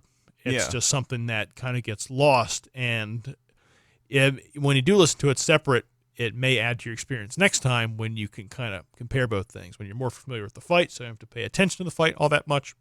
And you know the song more now, and you can kind of listen for your favorite parts to it. I wanted to ask you a question. Did you know that with the Sony Gold headset that you have, there's actually an app for it that has a special setting for Bloodborne? Oh, really? Yeah, it's supposed to, I guess, enhance the sound in that game. Is that when you activate the Bluetooth? Uh, Because I I know don't I know. don't really power that thing with batteries. I just plug it into the 3.5 millimeter jack. Is that Yeah, what I it is? think that is what it is. Yeah. Okay. I think that it might apply to it regardless.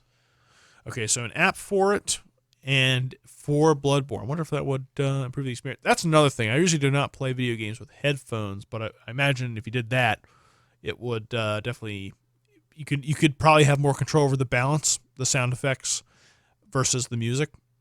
So Yeah. that probably would add to it. I may look into that. That's weird because I think I usually always play with headphones on. Yeah, I almost never do. Obviously, when we play Rocket League, yeah, I'll put it on, but typically I don't like wearing stuff like hats and headsets and things like that. So Yeah. I probably do lose a lot. That may be my problem in the first place in this situation. I don't Um, know. yeah, so maybe I'll look into that. But for now, yeah, it's just when I'm in a situation like that, I have to listen to it separately to get the full effect. That actually kind of just kind of brings a weird thought to my head. It's not necessarily related, but not too long ago, it really wasn't convenient to play games with headphones on. Where now it's like super accessible, and it seems like that's how a lot of people play their games. So I that guess just kind of popped in my head. where Xbox and PlayStation are involved, right? Yeah, I mean, I guess if you had like a PC, I mean, PC too, headphones. yeah. Yeah. But, of course you had your handhelds and all that. But yeah, that's kind of interesting. I didn't really think too much in that. 'Cause back in the day, I mean, you just kind of had your controller and you used your TV, similar to what I guess you're doing now. Right. So yeah, that's kind of strange. Now, when you have your headset on, do you have it set up to play the TV sound through them, or do you just have the chat audio? No, it'll play both. Okay. So chat and all the sound effects and music will be played along with it. Okay, and it just kind of mix in. You prioritize chat audio. That's right. Yep. Yeah, that's what I do too. But yeah, so man, this topic, it's kind of, for me, with this topic, it's very hard to kind of stay into one area. We kind of answered a lot of the questions that I kind of wanted to answer, and that was, is music overlooked? I feel like we both kind of feel in some regards it is. But at the same time, the music isn't as good as it was. But it doesn't really need to be. Not every game needs to have earth-shattering music. Yeah. So I don't blame anyone for not mentioning it. Yeah, I guess the point I kind of wanted to make is that if a game has like a stellar soundtrack, I think that somewhere in a review you should hear about it Yeah. to kind of reinforce, like, hey, we hear what you're doing and we think that it is awesome, and you should continue doing that into the future, because I mean, that's, it's huge. But I guess if you're not talking about the soundtrack and it's not a problem, then I guess it's technically a good soundtrack, right? I just thought of another thing. If I didn't like Sonic and I heard someone say that this Sonic 3 and Knuckles soundtrack is the greatest thing of all time, and I played Sonic 2 and I hated it, I probably would never go near that game. Yeah. So, yeah, music isn't necessarily going to bring me to the show. Yeah. Yeah. Okay. Yeah. I can definitely see that. We went over some of our favorite games. Now, did you have any like other moments where you felt like the music actually impacted your experience? Yeah. I want to follow up with Sonic 3 and Knuckles since I've mentioned it a couple times. This soundtrack is it's my all-time favorite. Again, just like Sonic, I was talking about Sonic 3D Blast. Sonic 3 and Knuckles, starts off and ends essentially perfect. Go ahead and look up Sonic 3 and Knuckles title screen music. I mean, right away, bum bum bum bum bum bum bum bum bum bum bum bum bum bum. It's just no. That's actually Sonic 3. Sonic 3 and Knuckles. Yeah. Well, I'm not gonna. I keep humming these songs. You really should look them up for yourself because I'm not doing them that justice. Sonic 3 Knuckles is even more epic than that. And when you're done listening to the title music, you go to the menu screen, which is this tropical beat. It may have the best menu screen ever. Bum bum bum bum bum bum bum. I'm doing it again. It's just like what is this menu doing with some music better that's in some of these all-time great games? And then of course the third song you probably listen to is Angel Island Zone, which is more tropical, more type of a tropical beat. And the fourth, if you're being adventurous, if you're looking for things, would probably be the special stage. Now, the special stage music may be my favorite song of all time. Real life music that people are making with their bands and stuff like that. Beatles, Pink Floyd, whatever. It may be my favorite. The thing about special stage music in Sonic 3 and Knuckles, and Sonic 2 is similar to this. In Sonic 3 and Knuckles, there's 14 emeralds you got to get. The 7 Chaos Emeralds and the 7 Super Emeralds. When I'm in the early stages of getting those Chaos Emeralds, I tend to focus more on the beginning of that song.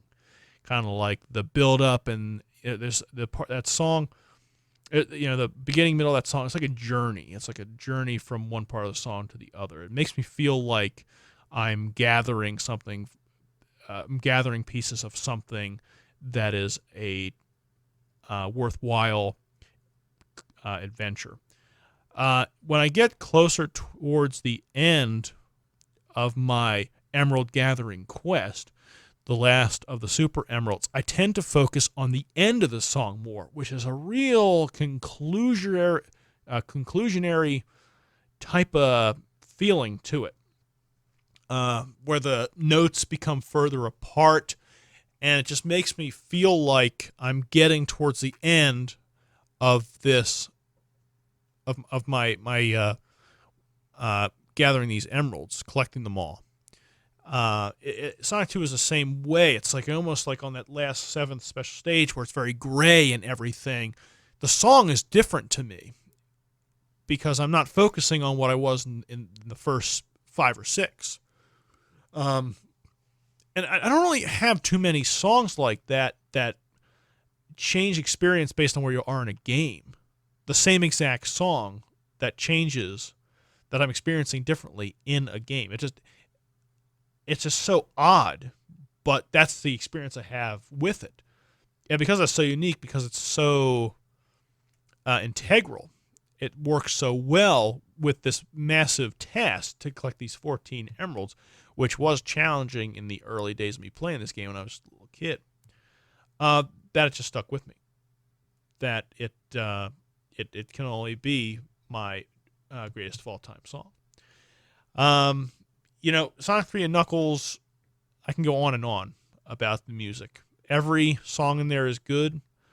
I think the Sonic 3 songs are generally better than the Sonic 3 and Knuckles, the Sonic and Knuckles tracks.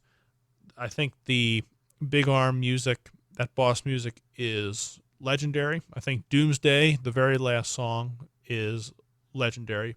There's like a series of 4 bosses, and you think you're just going to get the regular boss music again, but no, it's like this wild ride through space, and the music fits it completely. It fits it perfectly. And then, of course, you get like the Sky Sanctuary zone that begins the credits.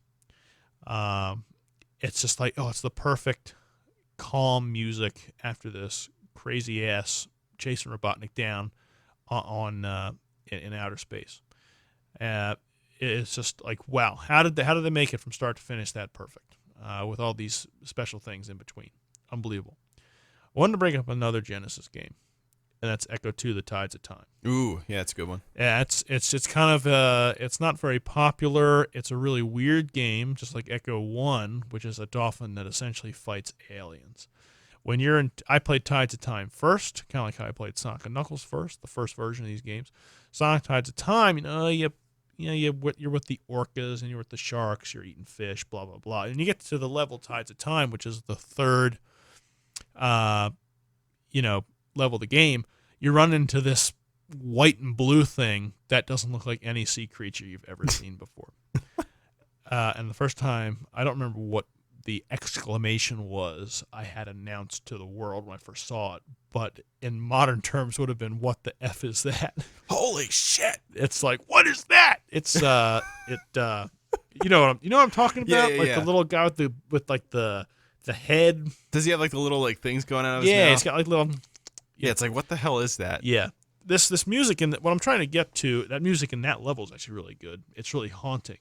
It's really kind of low and focuses on rhythm and things like that. And there's it more. creeped the shit out of me. Yeah, it really fits. It goes back to that thing where the music really fits the game. It's very haunting, and that music's creepy, but it gets even creepier at like the Sea of Darkness, where you can't surface for air. One of the few levels you can't surface for air, and every time, and the level is dark, and you have to sonar to actually illuminate the level, and you got this really creepy, really just. This game isn't even all that great. It's very fun, and it's very unique. But the music in this game is just ridiculously good. It has no business being as good as it is. It's one of the few soundtracks from video games that I've actually gone out of my way on YouTube to listen to from start to finish, because the music is so atmospheric. And some songs, like this one I have mentioned here, Fin to Feather, where it just kind of starts out simple, but then after 25 seconds, 30 seconds, it's like this totally different song. It's like faster, it's more intense. And the music's so good. I talked about music can be exhausting, and I try not to listen to these songs right now. Maybe like a month ago I was listening to it more often. But these songs have more like depth to it than even some Sonic songs. There's more to them. There's more. I can remember me playing as Echo inside these creepy levels with these creepy creatures, and this music helps me come back to that. It's unique that I really haven't listened. Even soundtracks I like more. Yeah, I haven't gone out of my way to listen to in their entirety from start to finish. Really, just Echo 1 and Echo 2 for whatever reason. And I think that reason is. It's just like this, oh, man. like kind of like a bit more complexity to, like maybe behind the song itself. Yeah, I'm not saying they're better than Sonic 3 and Knuckles or some Sonic games or some other games that have all-time great music, but there's something about this that it is more detailed. It is deeper. It's just confusing why it's so good. Yeah, it definitely, of course, is an ingredient to the game that's best listened to while you're playing it. But in this case, this game is actually insanely difficult. I believe, it helps to remember that you're in like dark water. You're in like the deep ocean when these songs are being played. I believe anyone could enjoy these if you listen to this entire soundtrack and just kind of this music's supposed to be played while you're underwater.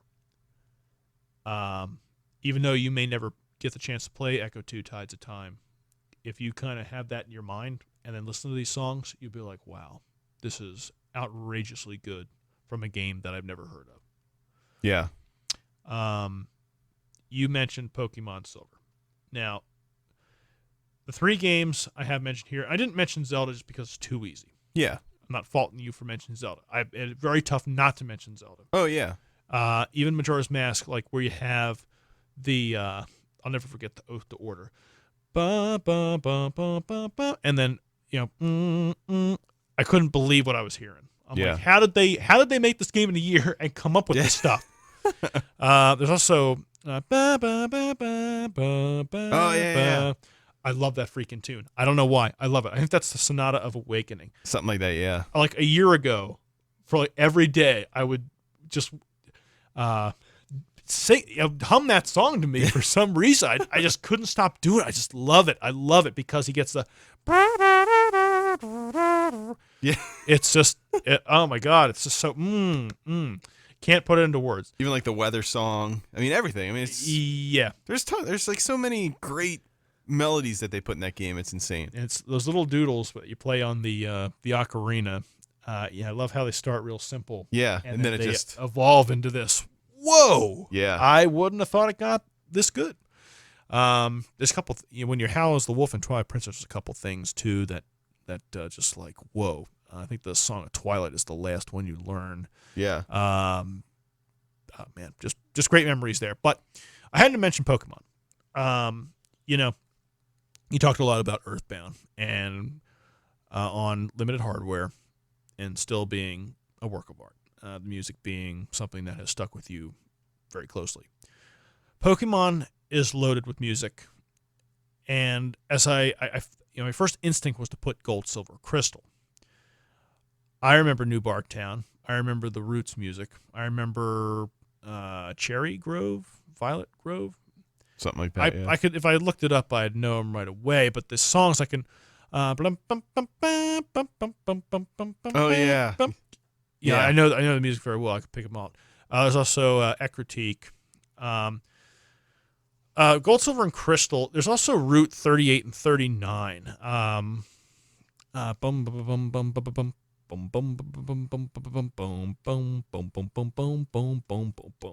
Why is the music so good on this route that is like a hundredth of the routes in this game? You know what I'm saying? Like that small space of actual plane of your character's existence. Yeah. Is just like holy crap. And it's not even that important of a place. Yet the route music is so epic. So yeah, New Barktown, very small area, but it's like so homely. It is. And the further you get away, the more epic it becomes. Mm-hmm. At least in Route 38 and 39's case. But Tin Tower, when you're doing that puzzle thing and boom, boom, boom, and having that slow, very Japanese music is how I would describe it, is very atmospheric, kind of like an echo, where you're climbing up this tower, you're not really sure where to go, especially as a little kid.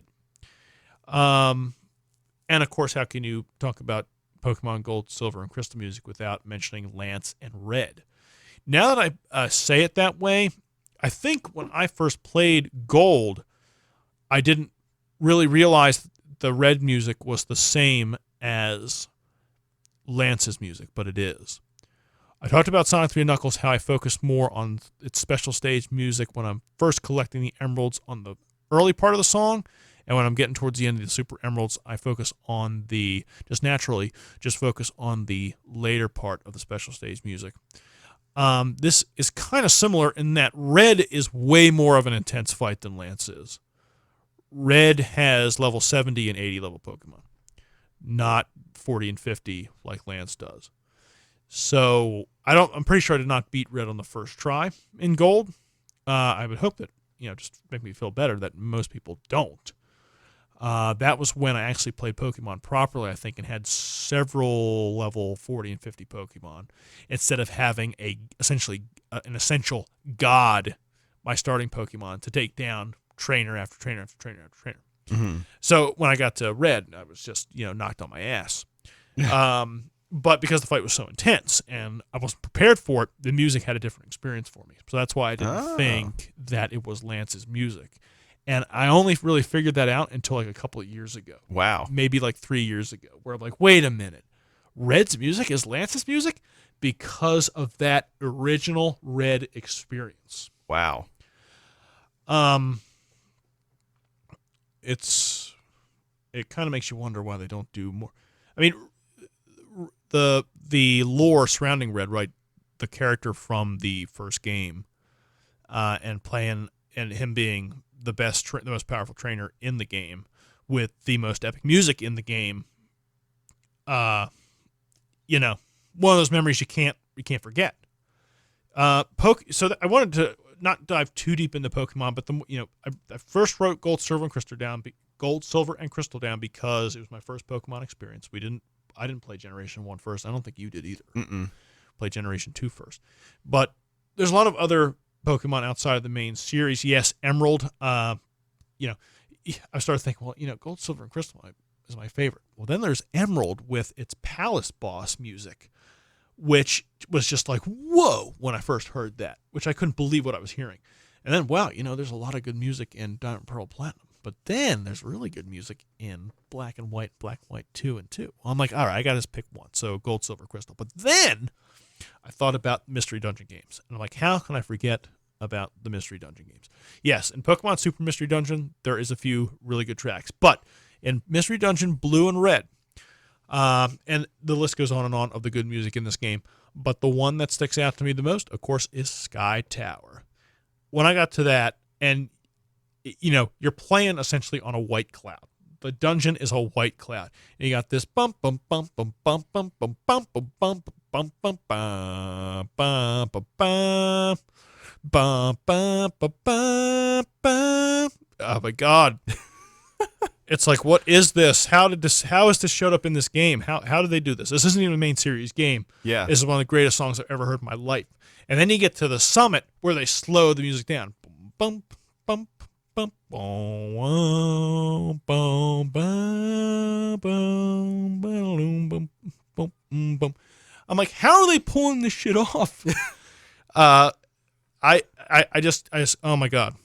And of course, one of my favorite Pokemon at the time, and probably still to this day, Groudon, Kyogre, and Rayquaza. Yeah. You play the Sky Tower only to get to Rayquaza. So you have this music and the Summit music, which is a remix of the first music, and then you get to my favorite Pokemon of all time. I mean, how can that not just be ingrained in your mind forever? It's hard to have it not. Yeah. That's the music I like. Sonic 3 and Knuckles, Echo, Pokemon while I'm playing the game. That's not music that I'd listen to, that I go out of my way to listen to. Yes, there was a series of time where I would listen to maybe the top 5 music that I thought in Pokemon Mystery Dungeon Blue Team. That those days are behind me. I don't listen to that separately. I imagine if Pokemon Mystery Blue, that game is really challenging. We need to have like a podcast where we talk about our greatest gaming achievements, where I will revisit that game. Yeah, maybe that'll be an idea for another time. I don't know. Absolutely.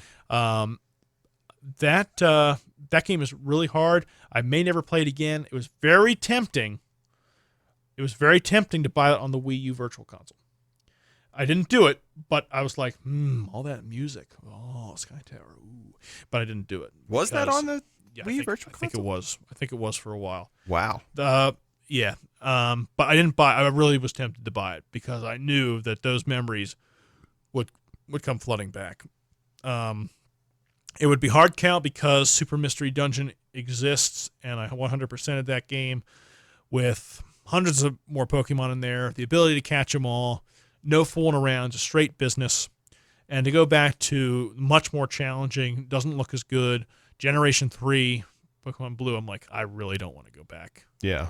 To something that's vastly inferior to a game I just played. Yeah, that's understandable. But the music, hey. Yeah, it might draw you back in. Yeah, it's like a fish hook hanging down there. And a really good-looking worm, and I'm the fish. So, yeah. Anyway, I opted not to do it. And I probably saved a lot of hours of my time, a lot of hours of my life that I get to keep because I didn't buy that game again until the next one comes out. Now, Cal, I don't know if do you have anything to add? I do have a list here of games that I have listened to a list of music songs that I have listened to recently that have really meant a lot to me. That when I wasn't playing the game, that have gone beyond it. So I don't know if you want to add anything to what's impacted you. Well, I guess like I said before, New Barktown and Lavender Town really stand out to me as tracks that I feel like impacted me a bit. Obviously, you talked about the Twilight Princess scene that impacted me. Earthbound, obviously, with the whole soundtrack, it just kind of brings you to a weird place, and that's exactly what the game is. Games that have kind of like stood out and kind of, I don't know, kind of gave me a weird feeling, even though there's not much to them. Tetris, which is kind of a weird one. Yeah. Just super catchy. Yep. Columns, I think, has a very royal sound to it. Okay, I forgot all about Columns, but I listen to. I'm almost starting to do Doomsday from Sonic 3 and Knuckles there. It's funny you bring both those up because they have similar, get faster. Yeah, as the, very more, similar. More as the field has more gems or Tetris blocks you have to get rid of. Mm-hmm. Yeah. I think of another song like it's fast, Baby Park. I think of that. Oh my God. I hate it. Get out of here with I that. hate Baby Park, but the track is so frantic, it fits. It does, doesn't it? It's perfect. I like Shroom Ridge from Mario Kart DS. Oh, I think I know what you're talking about. I can't remember though. You know what? I can't come to me. But there's also Rainbow Road. Rainbow Road from awesome. 64 Double Dash. Yeah. Yeah. There's also I hate that song and love it at the same time. Yeah. Baby Park though. Yeah, it does fit. It fits very nicely. But Yeah. yeah, I hate it. It sucks. Yeah. WarioWare has great soundtrack. Yeah, very funky music, right? Yeah, they'll get stuck in your head, and it's very weird music. It's not things that Mike. Yeah, that's what I was actually thinking in my head. Yeah, because I remember Emmy, our sister, she had WarioWare Touched, and that was one game. That was one that I remember that she used to get stuck in her head, and just so happened that it would get stuck in our heads as well. Dun, dun, dun, dun, dun, dun. Go, Mike. My God. Yeah. So there's that. I think of Pac-Man Adventure, 2. Trying to think what that just slipped my mind what that is. I actually was thinking about that earlier in the podcast too. Yeah, but I can't really...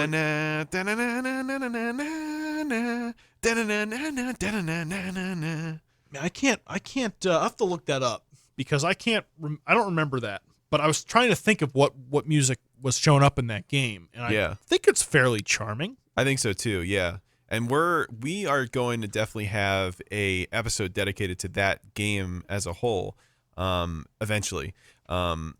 So yeah, that game is very interesting. Look. Yeah, but the music, if I remember correctly, based on what I remember, it was actually really impressive, and really good, and really charming, and really, it was catchy. It had like that kind of catchiness to it. Yeah. Another one I think of is Balloon Battle, or no, not Balloon Battle, Balloon Fight. Yeah. What? I know that from Smash Brothers. Yeah, that's from Balloon Fight. Okay. So that sticks out to me as a good soundtrack. It's not necessarily one that impacted me or anything. So that is something that stands out to me. Mario, Super Mario Land on the original Game Boy has a phenomenal soundtrack. I don't know if you've ever heard that or not. No. It's phenomenal. It's very weird. It has like some like classical music mixed in there too, which is neat. Really unique soundtrack though. In terms of the first sneeze on our podcast. Yeah.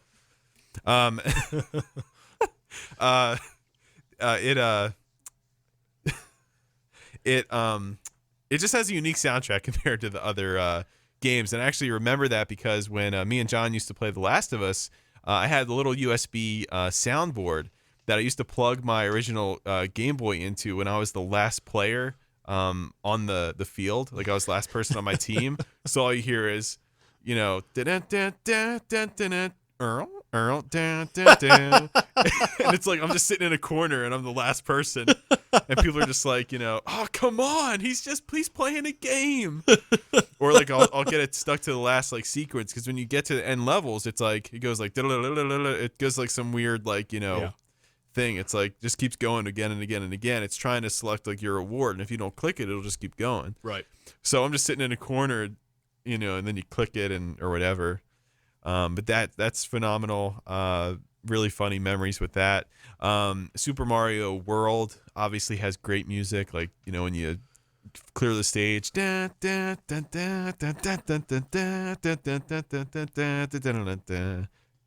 Awesome. Yeah, awesome. Kirby, yeah. Kirby's another one. Another one that has, a really strong soundtrack.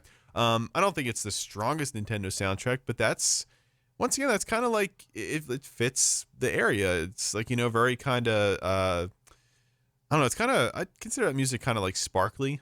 I feel like the music in like Super Mario U is more like bubbly, Okay.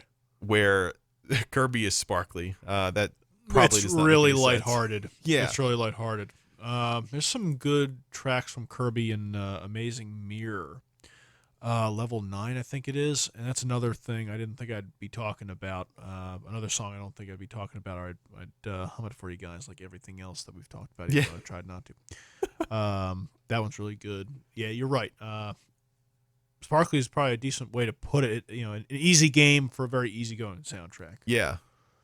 So that's good. Man, there's a lot. I mean, I'm trying to think back of all the games I've played. I mean, obviously we had a ton of games on Genesis. I remember like that F122 game or whatever, like dun, dun, dun, dun, dun, dun, dun, or I can't remember it fully.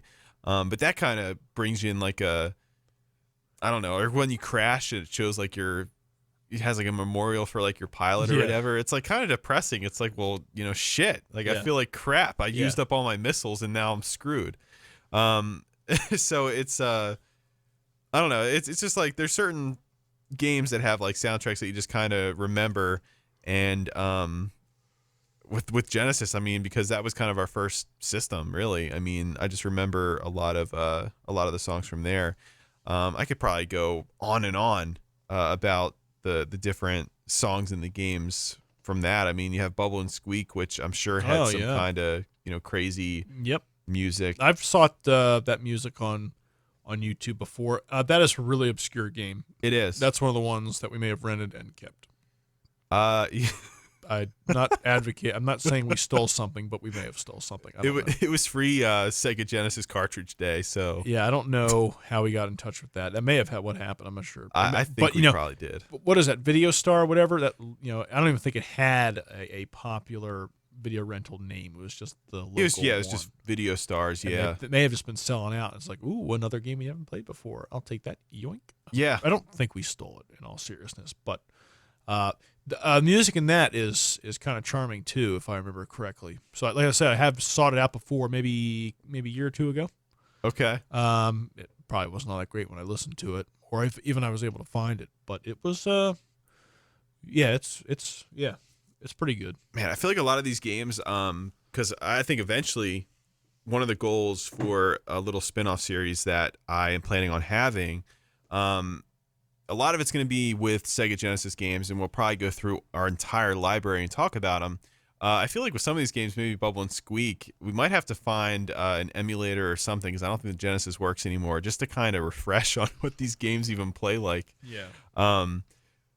Because I remember bits and pieces of Bubble and Squeak. I don't really remember the soundtrack that much. Yeah. But that was one of those obscure games, and I'm almost 100% sure we stole that game. Oh man, I hope not. But Tasmanian Devil had some interesting soundtrack in it. Yeah. The Mexico music is maybe kind of racist. I'm not putting a whole lot of effort into that because it gets really, mariachi band. Yeah. Street Fighter. That was one that is excellent. The Guile theme or whatever. People like Guile's theme. I always like Balrog's theme the best. Oh yeah, that's a good one. Yeah, but it's not one of the more famous ones. But I like no. But I think just it's very as Las a whole, Vegas though. Yeah. As a whole, I think that game has a phenomenal soundtrack though. Yeah. I love the whole soundtrack in that game, and the different awful voices that you hear, like India, oh my god, Japan, USSR, that's right, Japan, yeah, USSR, Japan. That always cracks me up. Man, there's a certain scene. This is kind of jumping back to Mario Odyssey.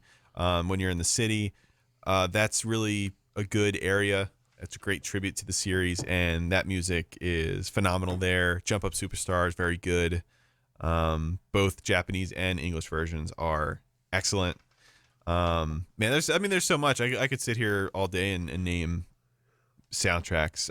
But in terms of the ones that affected me, Earthbound definitely. I think the very first time I realized, I was kind of like self-aware of like this, this music has implications of things that are going on, was probably Pokemon. I think that's probably the earliest instance where I'm like, this is, actually take that back. That might not be the earliest. The earliest was Oregon Trail. Oh no. And that wasn't necessarily music. Wait a in minute. way. This is not the iconic Oregon Trail, right? This is the one we had, right? Version 5 or whatever. Yeah, the one with like the real looking people. See, when someone died in that game, yeah, that creeped me out. Like the dun dun, like when we heard that, ford the river or whatever. Yeah, or so and so has cholera or something like that. It's like the river is 10 feet deep. What are you gonna do? Just go ahead. And then it's like dun dun, you lost all your supplies and like 5 of your people died. It's like, oh my god, like because you and Emmy used to play that. Consequences. Yeah. Oh no. Yeah, you and Emmy used to play that. Whenever that song would come on, I would secretly kind of just leave the room. I'm like, I don't want to watch this anymore. This is way more serious. Or it's like, dun, dun, someone just got shot when you were killing that buffalo. It was awful. So yeah, that oh my god, yeah, that was one of those instances. I don't know if that came because my timeline is all jacked up in terms of when we had our game consoles and PC. Yeah. I don't know what we had first because I always say that my first 3D game was Jimmy Neutron on the PlayStation 2. But did we play Buzz Lightyear before we played Jimmy Neutron on the PC? I have no idea. We had that old Dell computer, and because then we also had Star Wars. We had NASCAR. I was Pod Racer. So that always kind of confuses me. So I don't really know what my first instance. That was one of them. And I remember because I was at a birthday party and it was at like the falls, and you had a baseball game that day. Yeah. And we came home. It was storming outside. We're playing Oregon Trail in the dining room. That was back when it was in that back corner. And I just remember hearing dun dun. I'm like, no, I'm done. Just can't do it. But that game had music in there that I'm sure it probably wasn't designed for the Oregon Trail, but it made you feel like you were living back then in a way. Yeah, some weird ass way. Things could turn bad really quickly. And that game was complete bullshit. Yeah. Like if you start out as a teacher instead of a doctor, you'll get like 5 miles and lose immediately. Oh my god. So that game's pretty freaking hilarious, and that is that's some good music in there. That stands out to me as something that impacted me for sure because it just scared me shitless. That's in a way. That's great. But I think Lavender Town though. Just going back to that real quick. That was the first time where I stepped foot in there, and I'm like, something really eerie is going on, and I don't really like it. I'm kind of a little bit scared about what's going on because it's almost feels like spirits are kind of floating around you, and it's like and then you go there and there's like that. I mean, there's obviously the big grave tower, right? But I think in the older versions they didn't include this in the Let's Go games. There's actually a smaller area where it has tombstones in. It has like a note to the Pokemons, or the note to the Pokemon, like we really miss you or whatever it says. I can't remember. Yeah, it's grave. It's essentially a graveyard inside a building. Yeah, for Pokemon. Pokemon had actually died, so that's not in the Let's Go games. No, like the big tower that has like all the graves like around it. That's in there. You can't click on any of them and read what it is. But I remember there was a smaller one. I know what you're talking about. Where it's kind of just like a small little row you could read, and there's like people are like why did they have to leave me so soon? And it can like combined with the music. It's like, okay, this was a kid's game like a little while ago, and now it's really serious and it's sad. And it's like kind of like when you go to like Azalea Town, where it's like the music's pretty happy, but then you're realizing that Team Rocket is chopping off Slowpoke's tails and just kind of leaving them there. Yeah. Yeah, Slowpoke's losing their tails during that. So it's kind of like that's like, I don't know. It kind of causes like a cool effect there, because you're not really expecting it. Yeah. So it's I don't know. There's I think Lavender Town, though, certainly is one that really impacted me, and New Barktown is one that really impacted me. And I mean, I'm sure there's so many other examples. It's weird because, you know, you think about things, you think about these games with these songs, and then, you know, you go to talk about it, and it's like, well, crap. Like, I have like a huge fault of things here, like of examples and various things where it's kind of hard to just pick a couple. Yeah. There are songs that, you know, I've already said that there is a limit to how many things I'll listen to when I think I'm getting tired of a song. Recently, I talked about Lawrence from Bloodborne earlier. Listening to that the first time with headphones, like, wow, this is incredible. Ludwig from Bloodborne is one of the more famous songs from Soulsborne. And I would listen to that a couple times when I was just playing Rocket League or whatever to have some background music. And I'm like, wow, this is really getting me pumped up. So it's impactful that way. The Abyss Watchers from Dark Souls 3, way slower than those two songs, or kind of, you know, calmer in a way, certainly compared to Ludwig. And I was like, wow, this is really, you know, kind of a sad song for a boss. And I guess you could say that's for Gwyn's theme too. It's kind of sad in a way for a fairly intense fight, especially when you're first playing it.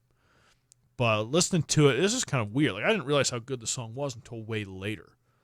Like, I haven't played that in a single player in Dark Souls 3 for months. But for every reason, it started gathering steam. And when I'm listening to it, I'm like, wow, this is really nice. I have something here. This is kind of an obscure game too, Ristar from the Sega Genesis. Zone 4 has a lot to do with, it's kind of ironic. Well, it's not ironic, but it fairly easy predictable. There's this level 4 is based on like sound and trumpets, and it's like Planet Sonata. And in my opinion, Act 1 and Act 2 have the best music in the game. This zone, this focuses around music. Just happens to have, you know, boom, bam, boom, bam, boom, bam, bam, bam, bam, bam, bam. You recognize that at all? It sounds familiar. Yeah, and then On Parade is even better than that. It's Do-De-Da is 4-1's music, and On Parade is 4-2's music. There's just something it's an obscure game, but it's a gem hidden away in it that, I don't know, it just makes me feel good. That's all I can say. It's just there's upbeat songs, and it's just pleasant to listen to. I talk about Echo 1 and Echo 2. Echo 1 I don't really have any connection to nostalgia-wise. I played it way late. I actually never beat it because the last levels, like the machine, Welcome to the Machine, is so ridiculously hard. It's just I didn't give up on it because I will go back to it at some point, but it's not fun. The music in that's pretty good though. The music in that is just crazy creepy. Echo 2 is more refined. Echo 1 is still very good. But I think when you listen to the whole Echo 2 and you go to Echo 1, you know which one's older than the other. Yeah. Echo 2 just sounds so much better.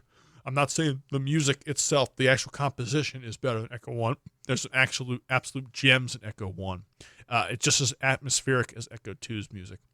It just goes back to, you know, you're underwater, and really, you know, being underwater should give you a sense of apprehension, some anxiety. You can't breathe, and you're playing as this dolphin that needs to go up for air. Yeah. At least in the middle of the game. For most of the game, you have to go up for air. And in some of these levels where the music gets really creepy, you can't surface for air. You know, you not necessarily need to surface for air. You just have a health bar, not an air bar, but it adds that intensity. So Echo 1, Echo 2, I mentioned again, it's one of the few soundtracks I've listened to for both games, even though I don't have nostalgia for Echo 1 from start to finish, just to get the feel for it. Yeah. I just wanted to go through some ringtones I have for you guys. Our sister, Cal, mom and dad. For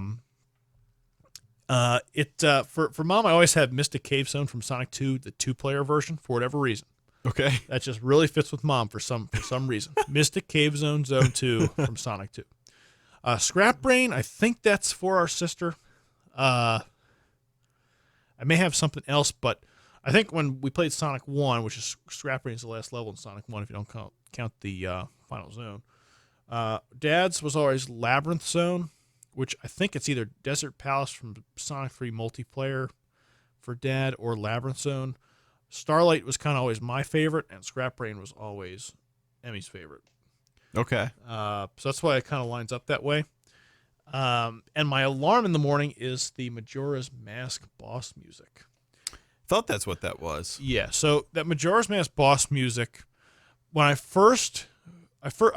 don't think Go is not the first boss in the game, but he's like this goat thing. He's like this 4-legged thing, and you're like the Goron, and you have to spin up in that Goron spike ball to hurt Go.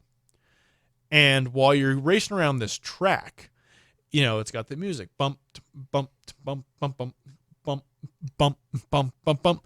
So you're like chasing them down. It fits really well. Yeah. And for whatever reason, I made that my alarm, and I've never learned to hate that song. Wow. I like hearing that song. Huh. I can't explain it. I like hearing. I remember when I first played Majora's Mask, which was I think off the Wii's, just like Ocarina of Time, just off the Wii's Virtual Console. When I got that song, I'm like, this is really peppy. It's like I'm actually there, chasing down this guy with my. I love that Goron ball thing in Majora's Mask. First of all, I love that boss because I never played a boss like where I have to chase him down. There's actually something similar to. No, I wouldn't say that. I was going to say there's a Dark Souls boss. I think Undead Chariot or whatever that is, but it's not really that similar. Yeah. And for whatever reason, that song just is so. It's hard to explain. It just works as an alarm. Yeah. Better than what a lot of people. I don't think a lot of people do this. Sometimes it's kind of like a meme to have the Sonic drowning music as an alarm. Oh God. But that's not how you want to. I was actually going to mention that too. Yeah. That music. Yeah, but that's not how you want to wake up. No. But no. Panic. Almost like bump bump bump bump bump. It's got like that like you're chasing down. It doesn't sound very Western, but it's like you're chasing down someone on a horse. It's very hard to explain.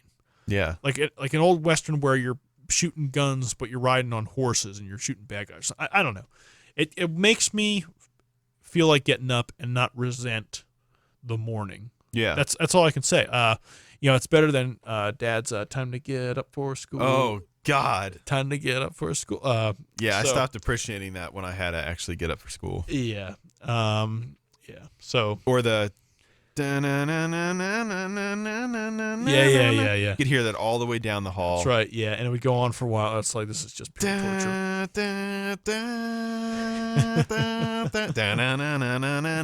So, oh God. We have come a long way from that. Oh Jesus! Yeah. My happy place. Morning's going to be a pain in the ass anyway, but this song makes it a little bit better for whatever reason.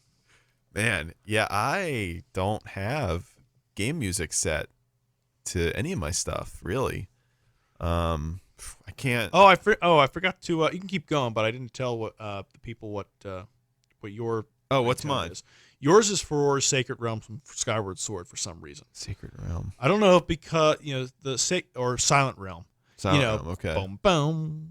You haven't played the game. Ugh. I know. Yeah, I haven't really played it. I played like the first dungeon, but yeah. Well. For that area is kind of like Farron Woods. It's very green. It's a wooded area. I think your favorite color was green. And so I'm like, hey, this song is like from the green level. I don't know. It's Yeah.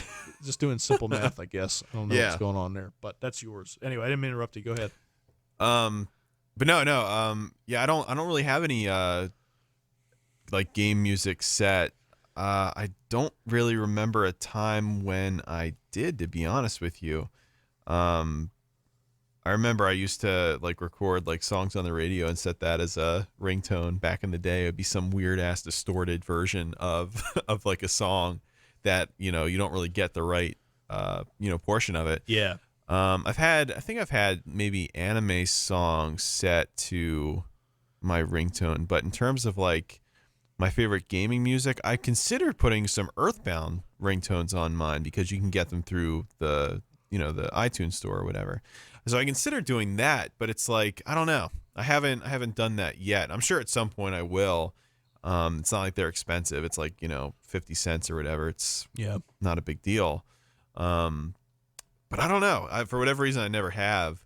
And considering how much, I think, I like, video game music a decent amount, especially, the older chiptune style music. I think it's perfect for ringtones. But yeah, I haven't done that yet. So I think I did hear that alarm because I used to, back when I worked second shift, I used to stay up till like God knows when, 3 o'clock all the time. Which is when I would wake up. Yeah, and I'd hear it, and then that alarm would go off for some reason. The computer would turn on and hear, I don't know why. Whenever that alarm would go off, that computer would go dong, and everything would power on.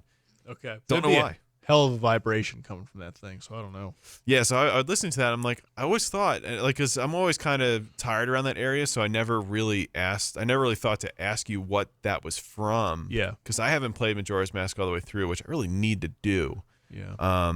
So yeah, I've heard that, and I'm like, that sounds like something from Zelda. It kind of sounds similar to some of the music in Breath of the Wild when you're fighting against Guardians. So I'm like, is that? But it sounds slightly different. I'll have to check that out too whenever I play that game. I'll recognize it right away. Yeah. There's no hiding that from me. Mm-hmm. I may have listened to that song more times, or at least the first part of it, more than any other song ever. Yeah. So that's pretty interesting. But yeah, that's kind of why when I thought of this topic, I feel like you made the most sense to talk about this too, because you do have your ringtone set, and I knew you had like certain ringtones. I didn't know you had different ones for each person. That's interesting. Yeah. You don't hear them that often just because texting is easier than phone calls, I think. Yeah, and I barely ever talk on the phone, and I don't really text that much either, to be honest. So, yeah, because as long as I remember, even when we had our old flip phones, you had like game music set up. Yeah, I mean, I think I had Starlight Zone, Scrap Brain, Labyrinth Zone. These are all songs from Sonic 1. Yeah. On that phone almost immediately. As soon as I could figure out how to do it, I would have those somewhere in there. Yeah. So that's interesting. Yeah. But yeah, I don't know if I have any I don't know if I have anything left in terms of the the music. So do you ever look up on YouTube like a song? Like you get almost like a craving for a song? When I played Mario Odyssey, I looked up Jump Up Superstar, and I'd play it on the way home from work sometimes. Yeah. Just because when I listen to that music, it reminds me, you haven't played Odyssey yet, but when they play that music, the thing that happens during that song is really cool. Like it's like a really awesome tribute to like, the original Mario. And it's incredible. I mean, you have to kind of see it to really understand what I mean. But it's just, I don't know, that music combined with what's going on screen, it's my favorite part of the game. Like that is, like if I had to pick one part of the game to replay over and over again, that's the one I want to replay. Yeah. It's awesome. Sometimes, I'll want to listen to like Zelda music. So I'll do that. I have an Ocarina of Time CD, but sometimes I'll just pull something up on YouTube and, at like traffic lights or whatever, I'll hit like the, call back. Yeah. I think for a little while I listened to Punch Out music just because, with Smash Bros, you kind of hear like, a version of that, what's it called? The, trying to think of What, the remix version? Well, I'm trying to think what the normal song is called. It's like the Premiere or something, or Yeah, like Premiere Circuit or yeah, something that's like right. that. Yeah, Premiere Circuit, which is obviously a classic song, and I do get the feeling for that. Fallout 76, when that came out, someone actually live streams the radio station in that game, so you can actually pull that up and it'll play the radio station. So you can just plug it into your car radio and it's playing through the songs. I listen to that quite a bit. That's that old 30s music, right? Is that what that is? Okay. Yes, you'll hear like the whatever's playing online, because everyone's radios are synced up. Yeah. So whatever you're listening to, everyone's at the same part. That's neat. It's really cool. So I think they probably still do it like to this day. But that was something I did a lot. Sometimes Skyrim music, not so much anymore. Sometimes they'll play Breath of the Wild music. There's a lot. Do you ever end up playing anything in your car? Do you have the aux port? I do have the aux. I do have the drive for that. Okay. But no, I've actually forget, it was some type of MP3 player. I had put certain songs on, some video games, some regular stuff from bands and so forth. But Yeah. I think about me and songs and music. I don't really like. I like the thing about, I do listen to the radio. It's kind of like a love and hate relationship. Is that it's almost like a hunt, so to speak. Like you search for the channels and you find something you really like. Yeah. I don't want to listen to songs over and over again, and that. Well, yeah. I guess you could play. I can survive a trip from home to work without listening to any of my favorite video game songs. Yeah. And pretty much I could drive from home to work without any radio or whatever. I can listen to the engine the whole time. Yeah. In fact, sometimes in the morning I don't want to hear anything. I just want to be silent. Yeah, I get to that 40 sometimes. minutes. Yeah. So I don't play anything on my phone driving. I don't get those cravings. I may want to listen to a song later in the evening sometimes, but I'm in no rush to listen to music. Yeah. I don't think I listen to game music too often. If anything, I listen to podcasts when I'm in the car. That's just what I do. Yeah. A lot of times it's like, Eagles podcasts or things not really relating to games. Because sometimes like I don't really like listening to gaming podcasts anymore.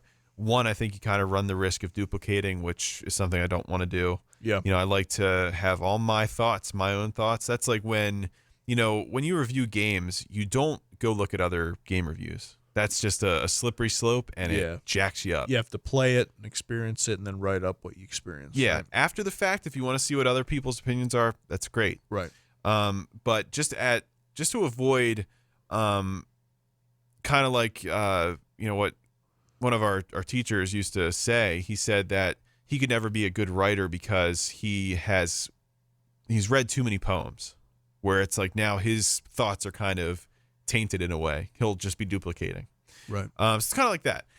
So I like to just listen to podcasts that don't really relate to a lot of my hobbies, so to say. Obviously watching football is a hobby. Yeah. But it keeps me kind of separate and gives me a break from games for a little while. But I do like having the option if I want to listen to game music. I think it's cool. You'll want to just I keep using the phrase craving. Yeah. Something pops in your head. Oh, you got to listen to this whole thing just to kind of satisfy that urge to listen. Mm-hmm. Yeah. Yeah, I think it really depends what I'm playing. Like sometimes like I'll play a game, I really like it, and I'll be super into it, and I'm like, I need to hear this. Like when I was playing Mario Kart 8, I can't remember the track name, but like that track where it starts playing the Mario Galaxy music when you get launched out of that tunnel. Yeah. Yep. Well, hearing that, I'm like, okay, I have to plug that up and listen I may to have that. had the same experience as you. I may have had the same. I may have had. We're playing that game. Like, haven't listened to Gusty Garden Galaxy, whatever it is. Yeah. In a long time, so I had to listen to it. Doesn't have the same effect on me nowadays, but still really good. Oh yeah, my favorite video of that is when they're recording for, I guess, Mario Galaxy 2's soundtrack, and you see Shigeru Miyamoto in there listening to. Yep. That's the awesome. That's the only way to listen to that, where he's just kind of shaking his head. Yes. Yeah. Everyone's fairly emotionless in that, but everyone realizes it's good too. Yeah. It's interesting dichotomy. It's like, wow. Yeah. Like this is a video game. Like, yeah. It's great. Yep. So sometimes, I'll have like the urge to do that. When I was playing Castlevania on the little NES mini over here, I would put like the whole original soundtrack. Sometimes I'd plug it up, and it's kind of takes me back to being here and playing it. But I don't know. It really it's just it's so. I don't know. It just kind of occurs sometimes. And I do like being able to kind of revisit that. And like I said before, it is kind of neat in a way where even though you're not playing the game, you can still find a way to almost enjoy it because of the thoughts that the song kind of are, intertwined with. Yeah. And it gives the game enjoyment beyond the actual game, because now you're using an element of that game in, outside of the screen. So I don't know. It's there's something cool about that to me. Games that have that that effect to them. I think it just kind of gives the game a little extra element of enjoyment there. Castlevania is an interesting choice because I've listened to music that from games I've never played before. I think when I was a little, a lot younger, like in high school and maybe early college, watching a lot of Angry Video Game Nerd. Yeah. He would talk a lot about Nintendo games, Castlevania, Castlevania 2, Castlevania 3. And I listened to this music in these games, and I'd be like, what in the hell? This is amazing. And I could, like Castlevania 3 in particular. 1 through 4 has some really good music, and probably a lot of people like Castlevania 5 too, Symphony of the Night. But 3 is my favorite because it has so many good songs in it. I think it has the most songs that really just kind of stick with me. Like, for example, I like Beginning better than I like Vampire Hunter. Yeah. I've never even played. I have beaten Castlevania 1. I'll probably never play 2. I played 3 for a little bit, maybe a couple levels. Fact is, I like 3 better, even though I've never beaten it. It's just because of the music that I've never been a part of in the level to hear, just from other people playing. In this case, AVGM. Yeah. So there's other instances like that too. Castlevania in particular, though, you can kind of play, you can kind of listen to the music and still experience the game, even though you've never played it before, which is interesting. Yeah. It has that same type of Halloween type of intense, almost Shovel Knight-esque, or really Shovel Knight is Castlevania 3-esque in its music, you could say. Kind of intense, makes you want to keep going type thing. Yeah. It's funny how it keeps you going. Some of the, I think I may have mentioned this earlier. If not, I'll say it again. Some of the best bosses in Dark Souls 3 and Bloodborne have the best music. Usually when bosses are the best bosses, they tend to be the harder bosses. So yeah. I like how, I'm not sure if this is a conscious choice. It may be from software people. People can get pretty frustrated with some of these things, and how do you make them keep playing the boss over and over again? I think you obviously want to win and have the satisfaction of beating a really hard boss, but music may have a subconscious effect on you, and because music's really good, you're almost getting addicted to the fight. Yeah. It can be used as a tool that way. I had died to Madeira, I think, 10 times the first time playing it. But I'm like, I just wanted to listen to more of this music. So, I'm not going to be deterred whatsoever. So that still actually helps me nowadays when I help other people. It's like, this is a treat. This difficulty is satisfying to overcome, and it's a treat to play it while it's happening. Yeah. I mean, that actually, you're bringing up the boss fights, and that actually just kind of jarred a thought into my head. Like in Legend of Zelda, when you fight like a monster or whatever, or you fight like a boss, and it's your turn to attack. I love how the music transitions to dun, dun, dun, dun, dun, dun, dun, dun, dun, dun, dun, dun, dun, dun, dun. Right. Yeah, when you're getting close to a visceral or whatever they call that. Yeah. Like Dia no, I, it's in the water temple in a Twilight Princess where you get on like the worm thing, Mm-hmm. and you get the hook shot in that level. So you hook shot the worm. I can't remember that boss's name. I was gonna say Diababa, but I think that's boss number 1 in the Forest Temple, or whatever it is. But anyway, Yeah. you claw shot that thing's eye, and then like bump, bump, bump, bump, bump, bump, bump, where you start hacking away at the eye. Yeah, and then it goes back and it transitions back into Yes. like the Yeah. song. Yeah, it goes back to the regular boss music, regularly scheduled program. Yeah. It's I don't know. I just think that's like some, auditorial excellence there. And it's, I mean, like it's sprinkled throughout all of those games, really.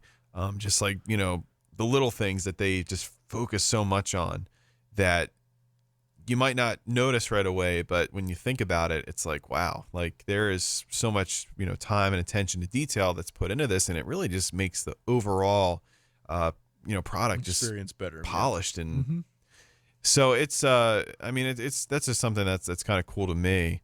What, these certain, aspects of the game get kind of improved, based on, the time and effort that they took into making that like a, well-oiled machine there. So, but yeah, I mean, there's so many great, there's just so many great, musical scores,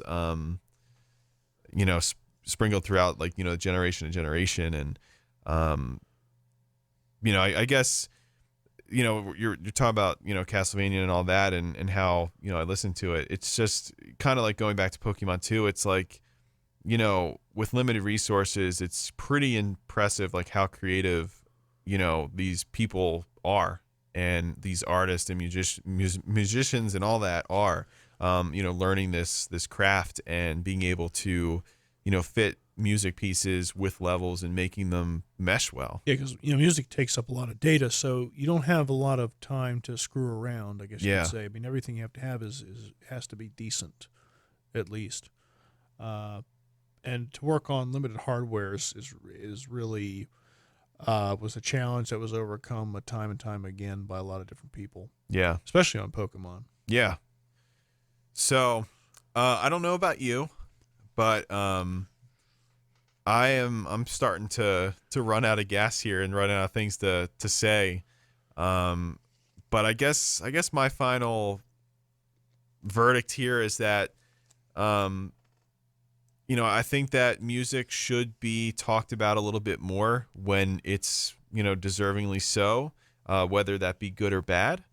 And I think that, music that is really great and music that's, incorporated so well, even though sometimes it might be incorporated so well you don't notice it, I think that it should still be talked about and rewarded, and praised, for its implementation, whether that be for, cinematic purposes or just overall, I guess, enjoyment purposes. Yeah, if the music's not good, then or just kind of just a placeholder, just something to be there to give a little bit of life to the game while you're going in between these open world areas.